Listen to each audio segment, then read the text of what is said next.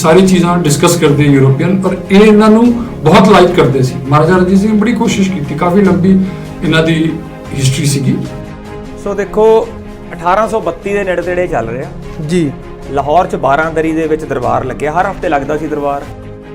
ਇੱਥੇ ਹੂਗਲ ਹੈ ਜਿਹੜਾ ਮਹਾਰਾਜਾ ਦਾ ਲੈਲੀ ਘੋੜਾ ਸੀ ਨਾ, ਬੜਾ ਮਸ਼ਹੂਰ, ਇਹੀ ਦਿਖਾਉਂਦਾ ਹੁੰਦਾ ਸੀ ਅੰਗਰੇਜ਼। ਆਸਟਰੀਆ ਦਾ ਸੀ, ਇਹਦਾ ਵਾਇਨਾ 'ਚ ਬੋਟੈਨੀਕਲ ਗਾਰਡਨ ਵੀ ਸੀ। ਠੀਕ ਹੈ। ਇੱਥੇ ਆ ਹਰੀ ਸਿੰਘ ਨਲਵੇ ਨੂੰ ਵੀ ਮਿਲਦਾ ਹੈ, ਉਹਨਾਂ ਦੀ ਬਾਕੀ ਜਿਹੜੀ ਡਿਟੇਲਸ ਹੈ ਆਰਮੀ ਨੂੰ ਦੇਖਦੇ ਸੀ, ਮਾਰਚ ਪਾਸਟ ਦੇਖਦੇ ਸੀ, ਜੋ ਉਹਨਾਂ ਨੇ ਜਿਹੜੀ ਡਰੈਸ ਪਾਉਂਦੇ ਸੀ ਮਹਾਰਾਜਾ ਰਣਜੀਤ ਸਿੰਘ ਦੇ ਦਰਬਾਰੀ ਜਾਂ ਜਿਹੜੇ ਮਿਨਿਸਟਰ ਸੀਗੇ, ਇੰਨਾ ਖੂਬਸੂਰਤ ਉਹਨਾਂ ਨੇ ਡਿਫਾਈਨ ਕੀਤਾ ਹੋਇਆ। ਜਿਹਨੂੰ ਇੱਥੇ ਆਪਾਂ ਨੈਟਵਰਕਿੰਗ ਕਹਿ ਦਿੰਦੇ ਆ, ਟਰੈਵਲ ਕਰੋ। ਤੇ ਹੁਣ ਮਹਾਰਾਜਾ ਰਣਜੀਤ ਸਿੰਘ ਨੇ ਟਰੈਵਲ ਨਹੀਂ ਕੀਤਾ, ਲੇਕਿਨ ਜਿੰਨੇ ਵੀ ਟਰੈਵਲਰ ਆਏ ਉਹਨਾਂ ਨਾਲ ਇਹਨਾਂ ਨੇ ਡਿਸਕਸ਼ਨ ਕਰਨੀਆਂ, ਗੁਫ਼ਤਗੂ ਕਰਨੀਆਂ, ਗੱਲਬਾਤ ਕਰਨੀਆਂ, ਜੋ ਵੀ, ਲੇਕਿਨ ਉਹ ਤੋਂ ਉਹਨਾਂ ਨੂੰ ਨੌਲੇਜ ਬਹੁਤ ਜ਼ਿਆਦਾ ਸੀ।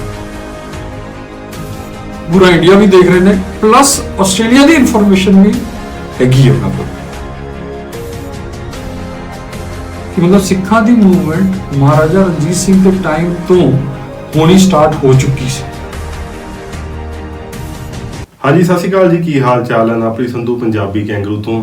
ਦੋਸਤੋ, ਜਿਹੜੀ ਅਸੀਂ YouTube ਦੇ ਉੱਤੇ ਅਸੀਂ ਸਪੈਸ਼ਲ ਸੀਰੀਜ਼ ਸ਼ੁਰੂ ਕੀਤੀ ਆ ਆਸਟ੍ਰੇਲੀਆ ਦੇ ਵਿੱਚ ਸਿੱਖਾਂ ਦਾ ਇਤਿਹਾਸ, ਸਿੱਖਾਂ ਨੇ ਕੀ ਮੱਲਾਂ ਮਾਰੀਆਂ ਨੇ, ਸਿੱਖਾਂ ਦੀਆਂ ਕੀ ਪ੍ਰਾਪਤੀਆਂ ਨੇ, ਅੱਜ ਤੋਂ ਨਹੀਂ, 10 ਸਾਲ ਤੋਂ ਨਹੀਂ, 130 ਸਾਲ ਪਹਿਲਾਂ ਕਿਵੇਂ ਮੁੱਠੀ ਭਰ ਸਿੱਖਾਂ ਨੇ ਆਸਟ੍ਰੇਲੀਆ ਦੇ ਕਾਨੂੰਨ ਬਦਲਵਾ ਦਿੱਤੇ, ਆਸਟ੍ਰੇਲੀਆ ਸਰਕਾਰ ਤੇ ਜ਼ੋਰ ਪਾ ਕੇ ਅਖਬਾਰਾਂ ਦੇ ਵਿੱਚ ਉਹਨਾਂ ਦੇ ਆਰਟੀਕਲ ਛਪੇ। ਸਾਰੀ ਗੱਲਬਾਤ ਪਿਛਲੇ ਐਪੀਸੋਡਾਂ ਦੇ ਵਿੱਚ ਵੀ ਹੋਈ ਆ, ਹੋਰ ਆਉਣ ਵਾਲੇ ਐਪੀਸੋਡਾਂ ਦੇ ਵਿੱਚ ਵੀ ਉਹਨਾਂ ਬਜ਼ੁਰਗਾਂ ਦੀ ਗੱਲਬਾਤ ਕਰਾਂਗੇ। ਅੱਜ ਦਾ ਐਪੀਸੋਡ ਸ਼ੁਰੂ ਕਰਦੇ ਹਾਂ। ਬਾਈ ਅਮਨਦੀਪ ਹੁਣੀ ਮੇਰੇ ਨਾਲ ਨੇ। ਸਤਿ ਸ਼੍ਰੀ ਅਕਾਲ ਜੀ ਸਾਰਿਆਂ ਨੂੰ। ਆਸਟ੍ਰੇਲੀਆ ਦੇ ਸਿੱਖ ਹਿਸਟੋਰੀਅਨ, ਬਹੁਤ ਵੱਡੀ ਰਿਸਰਚ ਆ, ਤਕਰੀਬਨ 12-15 ਸਾਲ ਤੋਂ ਇਸ ਚੀਜ਼ ਨੂੰ ਜਿਹੜਾ ਡਿਸਕਵਰ ਕਰਨ ਲੱਗੇ ਹੋਏ ਨੇ। ਭਾਜੀ ਤਰਨਪੁਰੀ ਤੋਂ ਨਹੀਂ ਸਾਡੇ ਨਾਲ ਨੇ। ਸਤਿ ਸ਼੍ਰੀ ਅਕਾਲ ਭਾਜੀ, ਕੀ ਹਾਲ ਚਾਲ ਹੈ? ਤੇ ਜਿਹੜਾ ਅੱਜ ਦਾ ਅਸੀਂ ਸਪੈਸ਼ਲ ਇੱਕ ਐਪੀਸੋਡ ਕਰਨਾ ਦੋਸਤੋ, ਜੇ ਮੈਂ ਆਪਣੀ ਗੱਲ ਕਰਦਾ, ਸਿੱਖ ਰਾਜ ਦੀ ਗੱਲ ਕਰਦਾ, ਜਿੰਨੀ ਕਿ ਮੇਰੀ ਅੰਡਰਸਟੈਂਡਿੰਗ ਸੀਗੀ ਸਿੱਖ ਰਾਜ ਤੋਂ 1801 ਤੋਂ ਲੈ ਕੇ 1840 ਤੱਕ ਮਹਾਰਾਜਾ ਰਣਜੀਤ ਸਿੰਘ ਤੇ ਹਰੀ ਸਿੰਘ ਨਲੂਆ ਹੋਣਾ ਦੀ, ਜਿਵੇਂ ਬਾਬਾ ਬੰਦਾ ਸਿੰਘ ਬਹਾਦਰ ਉਹਨਾਂ ਦੀ ਤਸਵੀਰ ਵੀ ਦੇਖਦੇ ਹੋ, ਇੱਕ ਉਹ ਵੀ ਉਸੇ ਤਰੀਕੇ ਦਾ ਸਿੰਬਲ ਆ। ਉਹਨਾਂ ਤੋਂ ਹੀ ਗੁੜਤੇ ਮਿਲੀ ਹੋਈ ਸੀਗੀ, ਜਿਹੜਾ ਉਹਨਾਂ ਦੇ ਪੈੜਾਂ ਦੇ ਉੱਤੇ ਚੱਲ ਕੇ ਇਸ ਚੀਜ਼ ਨੂੰ ਅੱਗੇ ਲੈ ਕੇ ਗਏ। ਤੇ ਜਿਹੜਾ ਅੱਜ ਦਾ ਸਾਡਾ ਐਪੀਸੋਡ ਹੈਗਾ, ਇੱਕ ਸ਼ਖਸ ਬਾਰੇ ਅਸੀਂ ਗੱਲਬਾਤ ਕਰਾਂਗੇ ਵੀ ਕਿਵੇਂ ਉਹ ਸ਼ਖਸ ਵੈਸਟਰਨ ਆਸਟ੍ਰੇਲੀਆ ਤੋਂ, ਜਿੱਥੇ ਜਿਹੜਾ ਅਡੀਨੀਆ ਪਾਰਕ ਦੇ ਵਿੱਚ ਸਿੱਖਾਂ ਦੀ ਇੱਕ ਜਿਹੜੀ ਉੱਥੇ ਯਾਦਗਾਰ ਬਣੀ ਹੋਈ ਆ, ਉੱਥੇ ਵੀ ਉਹਨਾਂ ਦਾ ਜ਼ਿਕਰ ਹੈਗਾ। ਮਹਾਰਾਜਾ ਰਣਜੀਤ ਸਿੰਘ ਦੇ ਦਰਬਾਰ ਦੇ ਵਿੱਚ ਜਾ ਕੇ ਉਹਨਾਂ ਦੇ ਗੈਸਟ ਸੀਗੇ, ਦਰਬਾਰ ਸਾਹਿਬ ਦੇ ਵਿੱਚ ਗਏ, ਮੱਥਾ ਟੇਕਿਆ, ਹਰੀ ਸਿੰਘ ਨਲੂਏ ਹੋਣਾ ਨੂੰ ਸਾਰਿਆਂ ਨੂੰ ਮਿਲਿਆ। ਉਹ ਸ਼ਖਸ ਕੌਣ ਸੀ ਜਿਹੜੇ ਮਹਾਰਾਜਾ ਰਣਜੀਤ ਸਿੰਘ ਉਹਨਾਂ ਦੇ ਖਾਸ ਮਹਿਮਾਨ ਵੈਸਟਰਨ ਆਸਟ੍ਰੇਲੀਆ ਤੋਂ ਪਰਥ ਤੋਂ ਗਏ ਸੀ? ਇਹਦੇ ਬਾਰੇ ਗੱਲਬਾਤ ਕਰਾਂਗੇ ਭਾਈ ਤਰਨਪੁਰੀ ਤੁਹਾਡੇ ਨਾਲ। ਸਤਿ ਸ਼੍ਰੀ ਅਕਾਲ ਜੀ। ਅੱਜ ਅਸੀਂ ਗੱਲ ਕਰਨ ਲੱਗੇ ਹਾਂ ਚਾਰਲਸ ਵੌਨ ਹਿਊਗਲ ਦੀ। ਜੀ, ਇਹ ਮਹਾਰਾਜਾ ਰਣਜੀਤ ਸਿੰਘ ਦੇ ਦਰਬਾਰ 'ਚ ਗੈਸਟ ਰਹੇ ਨੇ। ਉੱਥੋਂ ਇਹ ਵੈਸਟਰਨ ਆਸਟ੍ਰੇਲੀਆ ਆਏ ਸੀ, ਇੱਥੋਂ ਪੂਰਾ ਆਸਟ੍ਰੇਲੀਆ ਚੱਕਰ ਲਾ ਕੇ ਵਾਪਸ ਗਏ ਸੀ ਪੰਜਾਬ, ਲੇਕਿਨ ਉਹ ਉੱਥੇ ਟਿਕੇ ਨਹੀਂ। ਉਹਨਾਂ ਨੇ ਉੱਥੇ ਕੋਈ ਜੌਬ ਉਹਨਾਂ ਦੀ ਐਕਸੈਪਟ ਨਹੀਂ ਕੀਤੀ, ਉਹ ਵਾਪਸ ਆਪਣੇ ਕੰਟਰੀ ਆਸਟ੍ਰੀਆ, ਜਰਮਨੀ ਉੱਥੇ ਚਲੇ ਗਏ ਸੀ। ਲੇਕਿਨ ਇਹ ਅੱਜ ਦਾ ਐਪੀਸੋਡ ਇਸ ਲਈ ਇੰਪੋਰਟੈਂਟ ਹੈ ਕਿ ਸਾਡੀ ਸਿੱਖ ਹਿਸਟਰੀ ਮਹਾਰਾਜਾ ਰਣਜੀਤ ਸਿੰਘ ਨਾਲ ਕਨੈਕਟ ਹੁੰਦੀ ਹੈ ਇੱਥੇ। ਤੇ 1833 'ਚ, ਅੱਜ ਤੋਂ ਤਕਰੀਬਨ 190 ਸਾਲ ਪਹਿਲੇ, ਮਹਾਰਾਜਾ ਰਣਜੀਤ ਸਿੰਘ ਦੇ ਦਰਬਾਰ 'ਚੋਂ ਕੋਈ ਇੱਥੇ ਆਉਂਦਾ ਹੈ, ਇੱਥੇ ਰਹਿ ਕੇ ਵਾਪਸ ਜਾਂਦਾ ਹੈ, ਔਰ ਮਹਾਰਾਜਾ ਰਣਜੀਤ ਸਿੰਘ ਨਾਲ ਮਿਲ ਕੇ ਉਹਨਾਂ ਨੂੰ ਸੈਲਰੀ ਵੀ ਆਫਰ ਕੀਤੀ ਸੀ ਕਿ ਜੌਬ ਕਰੋ, ਬਟ ਉਹ ਸਾਇੰਟਿਸਟ ਸੀਗੇ, ਉਹ ਟਿਕੇ ਨਹੀਂ, ਉਹ ਵਾਪਸ ਚਲੇ ਗਏ ਸੀਗੇ ਯੂਰਪ, ਜਰਮਨੀ। ਤੇ ਦੋਸਤੋ, ਜਿਹੜੀ ਇਸ ਵੀਡੀਓ ਦੇ ਵਿੱਚ ਅਸੀਂ ਗੱਲਬਾਤ ਕਰਾਂਗੇ, ਉਹ ਉਹਨਾਂ ਨੇ ਕੀ ਜਿਹੜਾ ਇੰਡੀਆ ਦੇ ਵਿੱਚ, ਪੰਜਾਬ ਦੇ ਵਿੱਚ ਜਾ ਕੇ ਦੇਖਿਆ, ਕੀ ਗੱਲਾਂ ਬਾਤਾਂ ਹੋਈਆਂ, ਤੇ ਵਾਪਸ ਆ ਕੇ ਉਹਨਾਂ ਨੇ ਕਿਤਾਬ ਵੀ ਲਿਖੀ, ਉਹਦਾ ਵੀ ਜ਼ਿਕਰ ਅਸੀਂ ਕਰਾਂਗੇ। ਤੇ ਭਾਜੀ, ਕਿਵੇਂ ਦਾ ਉਹਨਾਂ ਦਾ ਸਫ਼ਰ ਰਿਹਾ ਜਦੋਂ ਵੈਸਟਰਨ ਆਸਟ੍ਰੇਲੀਆ ਤੋਂ ਗਏ? ਹਾਂਜੀ, ਪਹਿਲੇ ਤੇ ਉਹ ਸਟਾਰਟ ਹੁੰਦੀ, ਪਹਿਲੇ ਪੰਜਾਬ ਤੋਂ ਸਟਾਰਟ ਕਰਾਂਗੇ। ਜੀ। ਉਹ 6 ਮਹੀਨੇ ਤਕਰੀਬਨ ਉੱਥੇ ਰਹੇ। ਜੀ। ਤੋਂ ਟਰੈਵਲ ਕਰਦੇ ਰਹੇ, ਪੂਰੇ ਜਿਹੜਾ ਮਹਾਰਾਜਾ ਦਾ ਐਮਪਾਇਰ ਸੀਗਾ, ਕਸ਼ਮੀਰ ਵੀ ਗਏ, ਕਿਸ ਤਰ੍ਹਾਂ ਉਹਨਾਂ ਨੇ ਦੇਖਿਆ ਉੱਥੇ ਕਿਆ ਹਾਲਾਤ ਸੀਗੇ, ਉਹ ਸਭ ਉਹਨਾਂ ਨੇ, ਉਹ ਬੁੱਕ ਨਹੀਂ ਹੈ, ਡਾਇਰੀਜ਼ ਨੇ। ਜੀ। Travels in Kashmir and Punjab. ਇਹਦੇ ਤੁਸੀਂ ਇੰਟਰਨੈਟ ਤੇ ਸਰਚ ਕਰੋਗੇ, ਕਈ ਵਰਸ਼ਨਸ ਹੈਗੇ ਨੇ, ਕਈ ਐਡੀਟਡ ਹੈਗੇ, ਤੁਸੀਂ ਡਾਊਨਲੋਡ ਕਰ ਸਕਦੇ ਹੋ। ਪੂਰੀ ਬੁੱਕ ਪਈ ਹੈ 400-500 ਪੇਜ। ਉਹ 'ਚ ਉਹਨਾਂ ਨੇ ਮੈਂਸ਼ਨ ਕੀਤਾ ਹੋਇਆ ਕਿ ਮਹਾਰਾਜਾ ਰਣਜੀਤ ਸਿੰਘ ਨਾਲ ਡਿਸਕਸ਼ਨ ਕਰਦੇ ਸੀ। ਮਹਾਰਾਜਾ ਰਣਜੀਤ ਸਿੰਘ ਆਪਣੇ ਦਰਬਾਰ 'ਚ ਉਹਨੂੰ ਨਾਲ ਬਿਠਾਉਂਦੇ ਸੀ। ਇੱਕ ਥਾਂ ਤੇ ਇਹ ਵੀ ਮੈਂਸ਼ਨ ਹੈ ਕਿ ਮਹਾਰਾਜਾ ਰਣਜੀਤ ਸਿੰਘ ਆਪ ਉੱਠ ਕੇ ਉਹਨਾਂ ਨੂੰ ਗੇਟ ਤੱਕ ਛੱਡਣ ਆਏ ਜਦੋਂ ਉਹਨਾਂ ਨੇ ਜਾਣਾ ਸੀ, ਔਰ ਉਹ 'ਚ ਲਿਖਿਆ ਉਹਨਾਂ ਨੇ ਹੱਥ ਫੜਿਆ ਹੋਇਆ ਸੀ ਚਾਰਲਸ ਹਿਊਗਲ ਦਾ। ਜਿੱਦਾਂ ਆਪਾਂ ਨੂੰ ਪਤਾ ਹੀ ਹੈ ਕਿ ਮਹਾਰਾਜਾ ਰਣਜੀਤ ਸਿੰਘ ਦੇ ਫੌਜ 'ਚ ਔਰ ਉਹਨਾਂ ਦੀ ਆਪਣੀ ਮਿਨਿਸਟਰੀ 'ਚ, ਕੈਬਨਿਟ 'ਚ ਕਈ ਫਰਾਂਸੀਸੀ ਸੀਗੇ, ਜਿੱਦੋਂ ਅਲਾਡ, ਵੈਂਤੂਰਾ ਜਾਂ ਪਾਓਲੋ, ਇਸ ਤਰ੍ਹਾਂ ਦੇ ਕਈ ਸੀਗੇ। ਇਹ ਚਾਰਲਸ ਹਿਊਗਲ ਨੂੰ ਵੀ ਉਹ ਰੱਖਣਾ ਚਾਹੁੰਦੇ ਸੀ ਜੀ। ਕਿਸੇ ਹੋਰ ਸੋਰਸ ਤੋਂ ਮੈਂ ਪੜਿਆ ਸੀ ਕਿ ਇਹਨਾਂ ਨੇ ਕਾਫੀ ਹਾਈ ਸੈਲਰੀ ਵੀ ਆਫਰ ਕੀਤੀ ਜੀ ਕਿਤੇ ਮੈਂਸ਼ਨ ਹੁੰਦਾ ਹੈ ਕਿ ਇਹ ਜਰਮਨ ਸੀਗੇ, ਕਿਤੇ ਮੈਂਸ਼ਨ ਹੁੰਦਾ ਹੈ ਆਸਟਰੀਅਨ ਸੀਗੇ। ਜੀ ਆਪਾਂ ਜਿਹੜੀ ਫੋਟੋ ਵੀਡੀਓ 'ਚ ਹੈਗੀ ਹੈ ਉਹ 'ਚ ਦੇਖੋਗੇ, ਕਿਉਂਕਿ ਉਹ ਏਰੀਆ ਕਦੀ ਕਿਸੇ ਕੰਟਰੀ 'ਚ ਹੋ ਗਿਆ, ਕਦੀ ਕਿਸੇ ਕੰਟਰੀ 'ਚ ਸ਼ਿਫਟ ਹੁੰਦਾ ਰਿਹਾ, ਤੇ ਰਿਕਾਰਡਸ ਫਰਕ ਨੇ। ਪੁਰਾਣੇ ਜਰਮਨੀ ਦਾ ਆਸਟ੍ਰੇਲੀਆ ਪਾਰਟ ਰਿਹਾ ਜੀ। ਹਾਂਜੀ, ਐਗਜ਼ੈਕਟਲੀ, ਫਿਰ ਉਹੀ ਚੀਜ਼ ਹੋਏਗੀ। ਤੇ ਉਹ ਉੱਥੇ ਰਹੇ ਪੰਜਾਬ 'ਚ, ਉਹਨਾਂ ਨੇ ਆਪਣਾ ਜੋ ਕੁਝ ਦੇਖਿਆ ਲਿਖਿਆ। ਫਿਰ ਇੱਕ ਥਾਂ ਤੇ ਮੈਂਸ਼ਨ ਹੈ ਕਿ ਉਹ ਦਰਬਾਰ ਸਾਹਿਬ ਵੀ ਗਏ, ਦਰਬਾਰ ਸਾਹਿਬ ਉਹਨਾਂ ਨੇ ਅਰਦਾਸ ਕਰਵਾਈ, ਔਰ ਫਿਰ ਉੱਥੋਂ ਉਹ ਰੁਕੇ ਨਹੀਂ ਮਹਾਰਾਜਾ ਰਣਜੀਤ ਸਿੰਘ ਕੋਲ, ਉਹ ਆਸਟ੍ਰੇਲੀਆ ਆਏ। 1833 ਚ ਨਵੰਬਰ 'ਚ ਆਏ।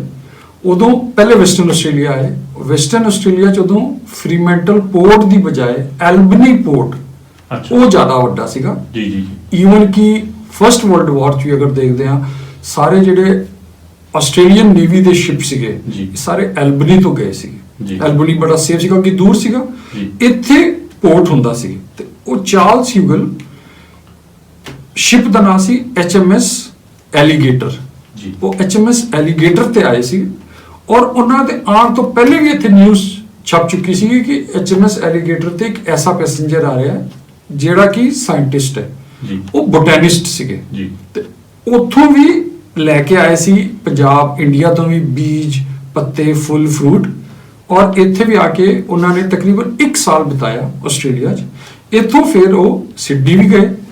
ਸਿਡਨੀ ਉਹ ਇੱਕ ਮੈਕਵਾਰੀ ਸਟਰੀਟ ਔਰ ਬੈਂਟ ਸਟਰੀਟ ਤੇ ਕਾਰਨਰ ਤੇ ਹੋਟਲ ਹੁੰਦਾ ਸੀ ਸਿਡਨੀ 'ਚ, ਉੱਥੇ ਰਹੇ। ਟਸਮੇਨੀਆ ਵੀ ਗਏ। ਉਦੋਂ ਟਸਮੇਨੀਆ ਦਾ ਨਾਮ ਵੈਨ ਡੀਮਨਸ ਲੈਂਡ ਹੁੰਦਾ ਸੀ। ਵੈਨ ਡੀਮਨ ਲੈਂਡ ਤੋਂ ਫਿਰ ਵਾਪਸ ਸਿਡਨੀ ਆਏ, ਫਿਰ ਪਰਥ ਆਏ, ਔਰ ਇੱਥੋਂ ਵਾਪਸ ਫਿਰ ਗਏ। ਇੱਥੋਂ ਉਦੋਂ ਟਰਾਂਸਪੋਰਟ ਹੁੰਦੀ ਸੀ ਵਾਇਆ ਕੈਲਕਟਾ, ਜਿਹੜਾ ਸ਼ਿਪ ਚੱਲਦਾ ਸੀ। ਕੈਲਕਟਾ ਤੋਂ ਫਿਰ ਉਹ ਕਾਫੀ ਹੱਦ ਤੱਕ ਬਾਈ ਰੋਡ ਵੀ ਗਏ, ਬਾਈ ਲੈਂਡ, ਤੇ ਉੱਥੇ ਮੈਂਸ਼ਨ ਹੁੰਦਾ ਸਹਾਰਨਪੁਰ, ਦੀਗ, ਮੇਰਠ, ਮਥੁਰਾ, ਦਿੱਲੀ, ਫਿਰ ਪੰਜਾਬ, ਲੱਦਾਖ, ਕਸ਼ਮੀਰ। ਉੱਥੋਂ ਫਿਰ ਰਹਿ ਕੇ ਉਹ ਵਾਪਸ ਬੰਬੇ ਦੇ ਰਾਹੀਂ ਉਹ ਵਾਪਸ ਯੂਰਪ ਚਲੇ ਗਏ ਸੀ, ਤੇ ਉਹ ਰੁਕੇ ਨਹੀਂ। ਉਹਨਾਂ ਦੀ ਜਿਹੜੀ ਉਹ ਬੁੱਕ ਹੈ, ਜਿਹੜੀ ਟਰੈਵਲਸ ਇਨ ਕਸ਼ਮੀਰ ਜਿਹੜੀ ਬੁੱਕ ਹੈ, ਉਹਦੇ ਵਿੱਚ ਮੈਂਸ਼ਨ ਹੈਗਾ ਕਿ Maharaja Ranjit Singh was very interested in military strategy, military strength and style of warfare of European countries. ਜੀ।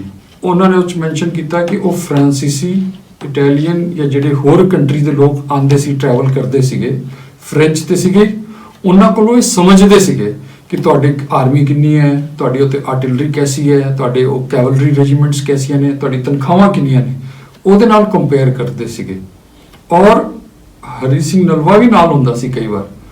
ਉੱਥੋਂ ਬੁੱਕ, ਇਹਨਾਂ ਦੀ ਟਰੈਵਲਸ ਵਾਲੀ ਜਿਹੜੀ ਬੁੱਕ ਹੈ, ਉਹਦੇ 'ਚ ਦੇਖ ਕੇ ਮੈਨੂੰ ਲੱਗਦਾ ਹੈ ਤੇ ਕਿਆ ਇਹ ਫ੍ਰੈਂਚ, ਇਟਾਲੀਅਨ, ਗ੍ਰੀਕਸ ਨਾਲ ਗੱਲ ਕਿਸ ਤਰ੍ਹਾਂ ਕਰਦੇ ਹੋਣਗੇ, ਕਿਉਂਕਿ ਇੰਗਲਿਸ਼ ਤੇ ਸੀਗੀ ਨਹੀਂ ਨਾ, ਇਹਨਾਂ ਨੂੰ ਇੰਗਲਿਸ਼ ਆਉਂਦੀ ਸੀ। ਜੀ। ਸੋ ਇਹ ਬੜਾ ਇੰਟਰਸਟਿੰਗ ਚੈਪਟਰ ਹੈਗਾ ਆਪਣੀ ਸਿੱਖ ਹਿਸਟਰੀ ਦਾ, ਜੀ। ਔਰ ਇਹ ਖਾਸ ਕਰ ਆਸਟ੍ਰੇਲੀਅਨ ਪੁਆਇੰਟ ਆਫ View ਨਾਲ। ਤੇ ਇਹਦਾ ਮਤਲਬ ਮੈਂ ਇਨਫਰੈਂਸ ਕੱਢਦਾ ਵਾਂ, ਕੰਕਲੂਜਨ ਉਹ 'ਚ ਲੈਂਦਾ ਵਾਂ ਕਿ ਮਹਾਰਾਜਾ ਰਣਜੀਤ ਸਿੰਘ ਨੂੰ ਵੀ ਔਰ ਹਰੀ ਸਿੰਘ ਨਲਵੇ ਨੂੰ ਵੀ ਆਸਟ੍ਰੇਲੀਆ ਦਾ ਪਤਾ ਲੱਗਾ।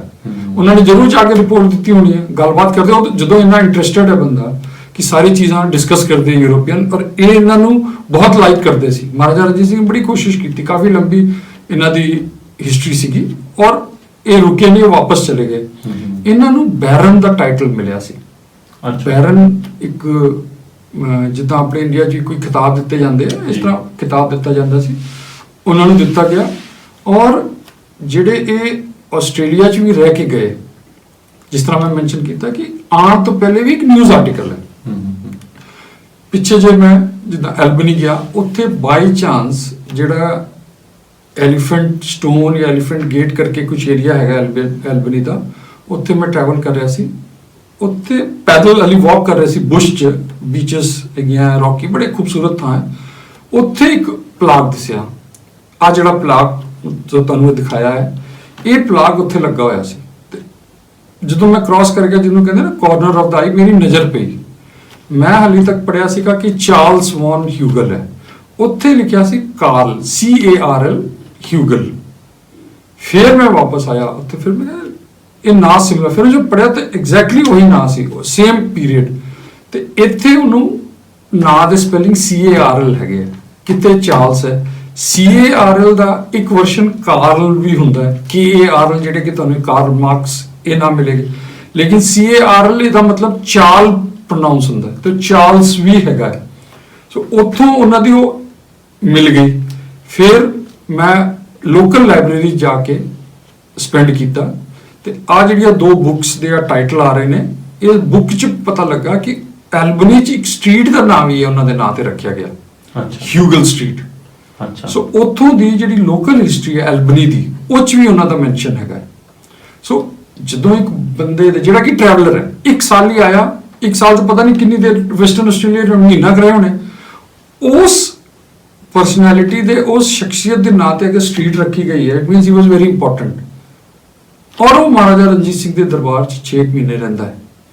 ਹਰੀ ਸਿੰਘ ਨਲਵੇ ਨੂੰ ਵੀ ਮਿਲਦਾ ਹੈ, ਉਹਨਾਂ ਦੀ ਬਾਕੀ ਜਿਹੜੀ ਡਿਟੇਲਸ ਹੈ, ਆਰਮੀ ਨੂੰ ਦੇਖਦੇ ਸੀ, ਮਾਰਚ ਪਾਸਟ ਦੇਖਦੇ ਸੀ, ਜੋ ਉਹਨਾਂ ਨੇ ਜਿਹੜੀ ਡਰੈਸ ਪਾਉਂਦੇ ਸੀ ਮਹਾਰਾਜਾ ਰਣਜੀਤ ਸਿੰਘ ਦੇ ਦਰਬਾਰੀ ਜਾਂ ਜਿਹੜੇ ਮਿਨਿਸਟਰ ਸੀਗੇ, ਇੰਨਾ ਖੂਬਸੂਰਤ ਉਹਨਾਂ ਨੇ ਡਿਫਾਈਨ ਕੀਤਾ ਹੋਇਆ ਕਿ ਬੜੇ ਕਲਰਫੁਲ ਹੁੰਦੇ ਸੀ, ਔਰ ਸੋਨਾ ਬਹੁਤ ਪਾਇਆ ਹੁੰਦਾ ਸੀਗਾ ਹਰ ਇੱਕ ਨੇ, ਜਿੱਦਾਂ ਡੈਕੋਰੇਟਿਵ ਜਿਊਲਰੀ ਟਾਈਪ, ਮੇਲਸ ਜਿੱਦਾਂ ਹੁੰਦੇ ਪੱਗਾਂ ਦੇ ਉੱਤੇ ਵੀ ਲਾਈ ਹੈ ਜਾਂ ਜੋ ਵੀ ਹੈਗੀ ਹੈ, ਉਹ ਸਾਰੀ ਉਹਨਾਂ ਨੇ ਬੜਾ ਖੂਬਸੂਰਤੀ ਨਾਲ ਉਸ ਬੁੱਕ 'ਚ ਮੈਂਸ਼ਨ ਕੀਤਾ ਹੋਇਆ ਜੀ।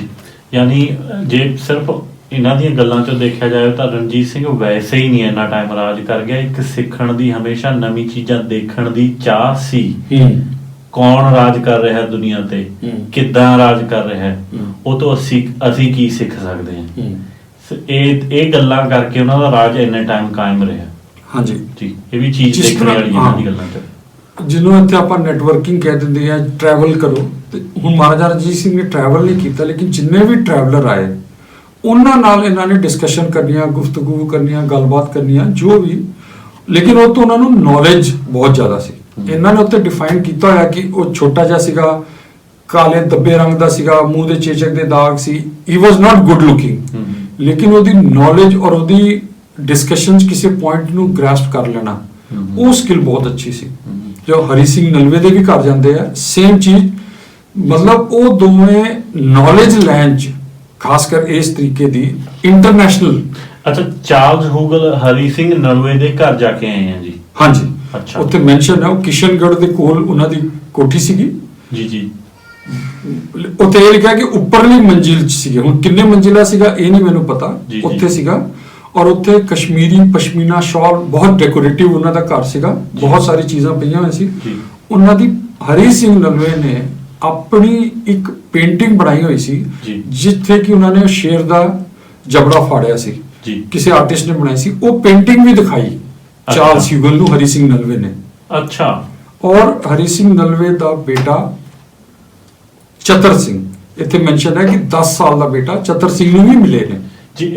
ਅੱਛਾ, ਹਰੀ ਸਿੰਘ ਨਲਵਾ ਮੈਰਿਡ ਸੀ? ਇਹ ਵੈਸੇ ਜੋ ਮੈਂ ਸੁਣਿਆ ਹੁਣ ਤੱਕ, ਉਹ ਤਾਂ ਇਹੀ ਹੈ ਵੀ ਉਹਨਾਂ ਦਾ ਕੋਈ ਬੇਟਾ ਨਹੀਂ ਸੀ ਤੇ ਉਹਨਾਂ ਦਾ ਵਿਆਹ ਨਹੀਂ ਸੀ ਹੋਇਆ ਹੋਇਆ। ਮੇਰੇ ਹਿਸਾਬ ਨਾਲ ਤਾਂ ਜੋ ਕਾਮਨ ਨੌਲੇਜ ਹੈ, ਜੋ ਮੈਂ ਸੁਣੀ, ਉਹ ਐਦਾਂ ਹੀ ਸੀ। ਲੇਕਿਨ ਇਸ ਬੁੱਕ 'ਚ ਮੈਂਸ਼ਨ ਹੈ ਕਿ ਹਰੀ ਸਿੰਘ ਨਲਵੇ ਦਾ ਬੇਟਾ ਤਕਰੀਬਨ 10 ਸਾਲ ਦਾ ਸੀਗਾ। ਅੱਛਾ ਜੀ।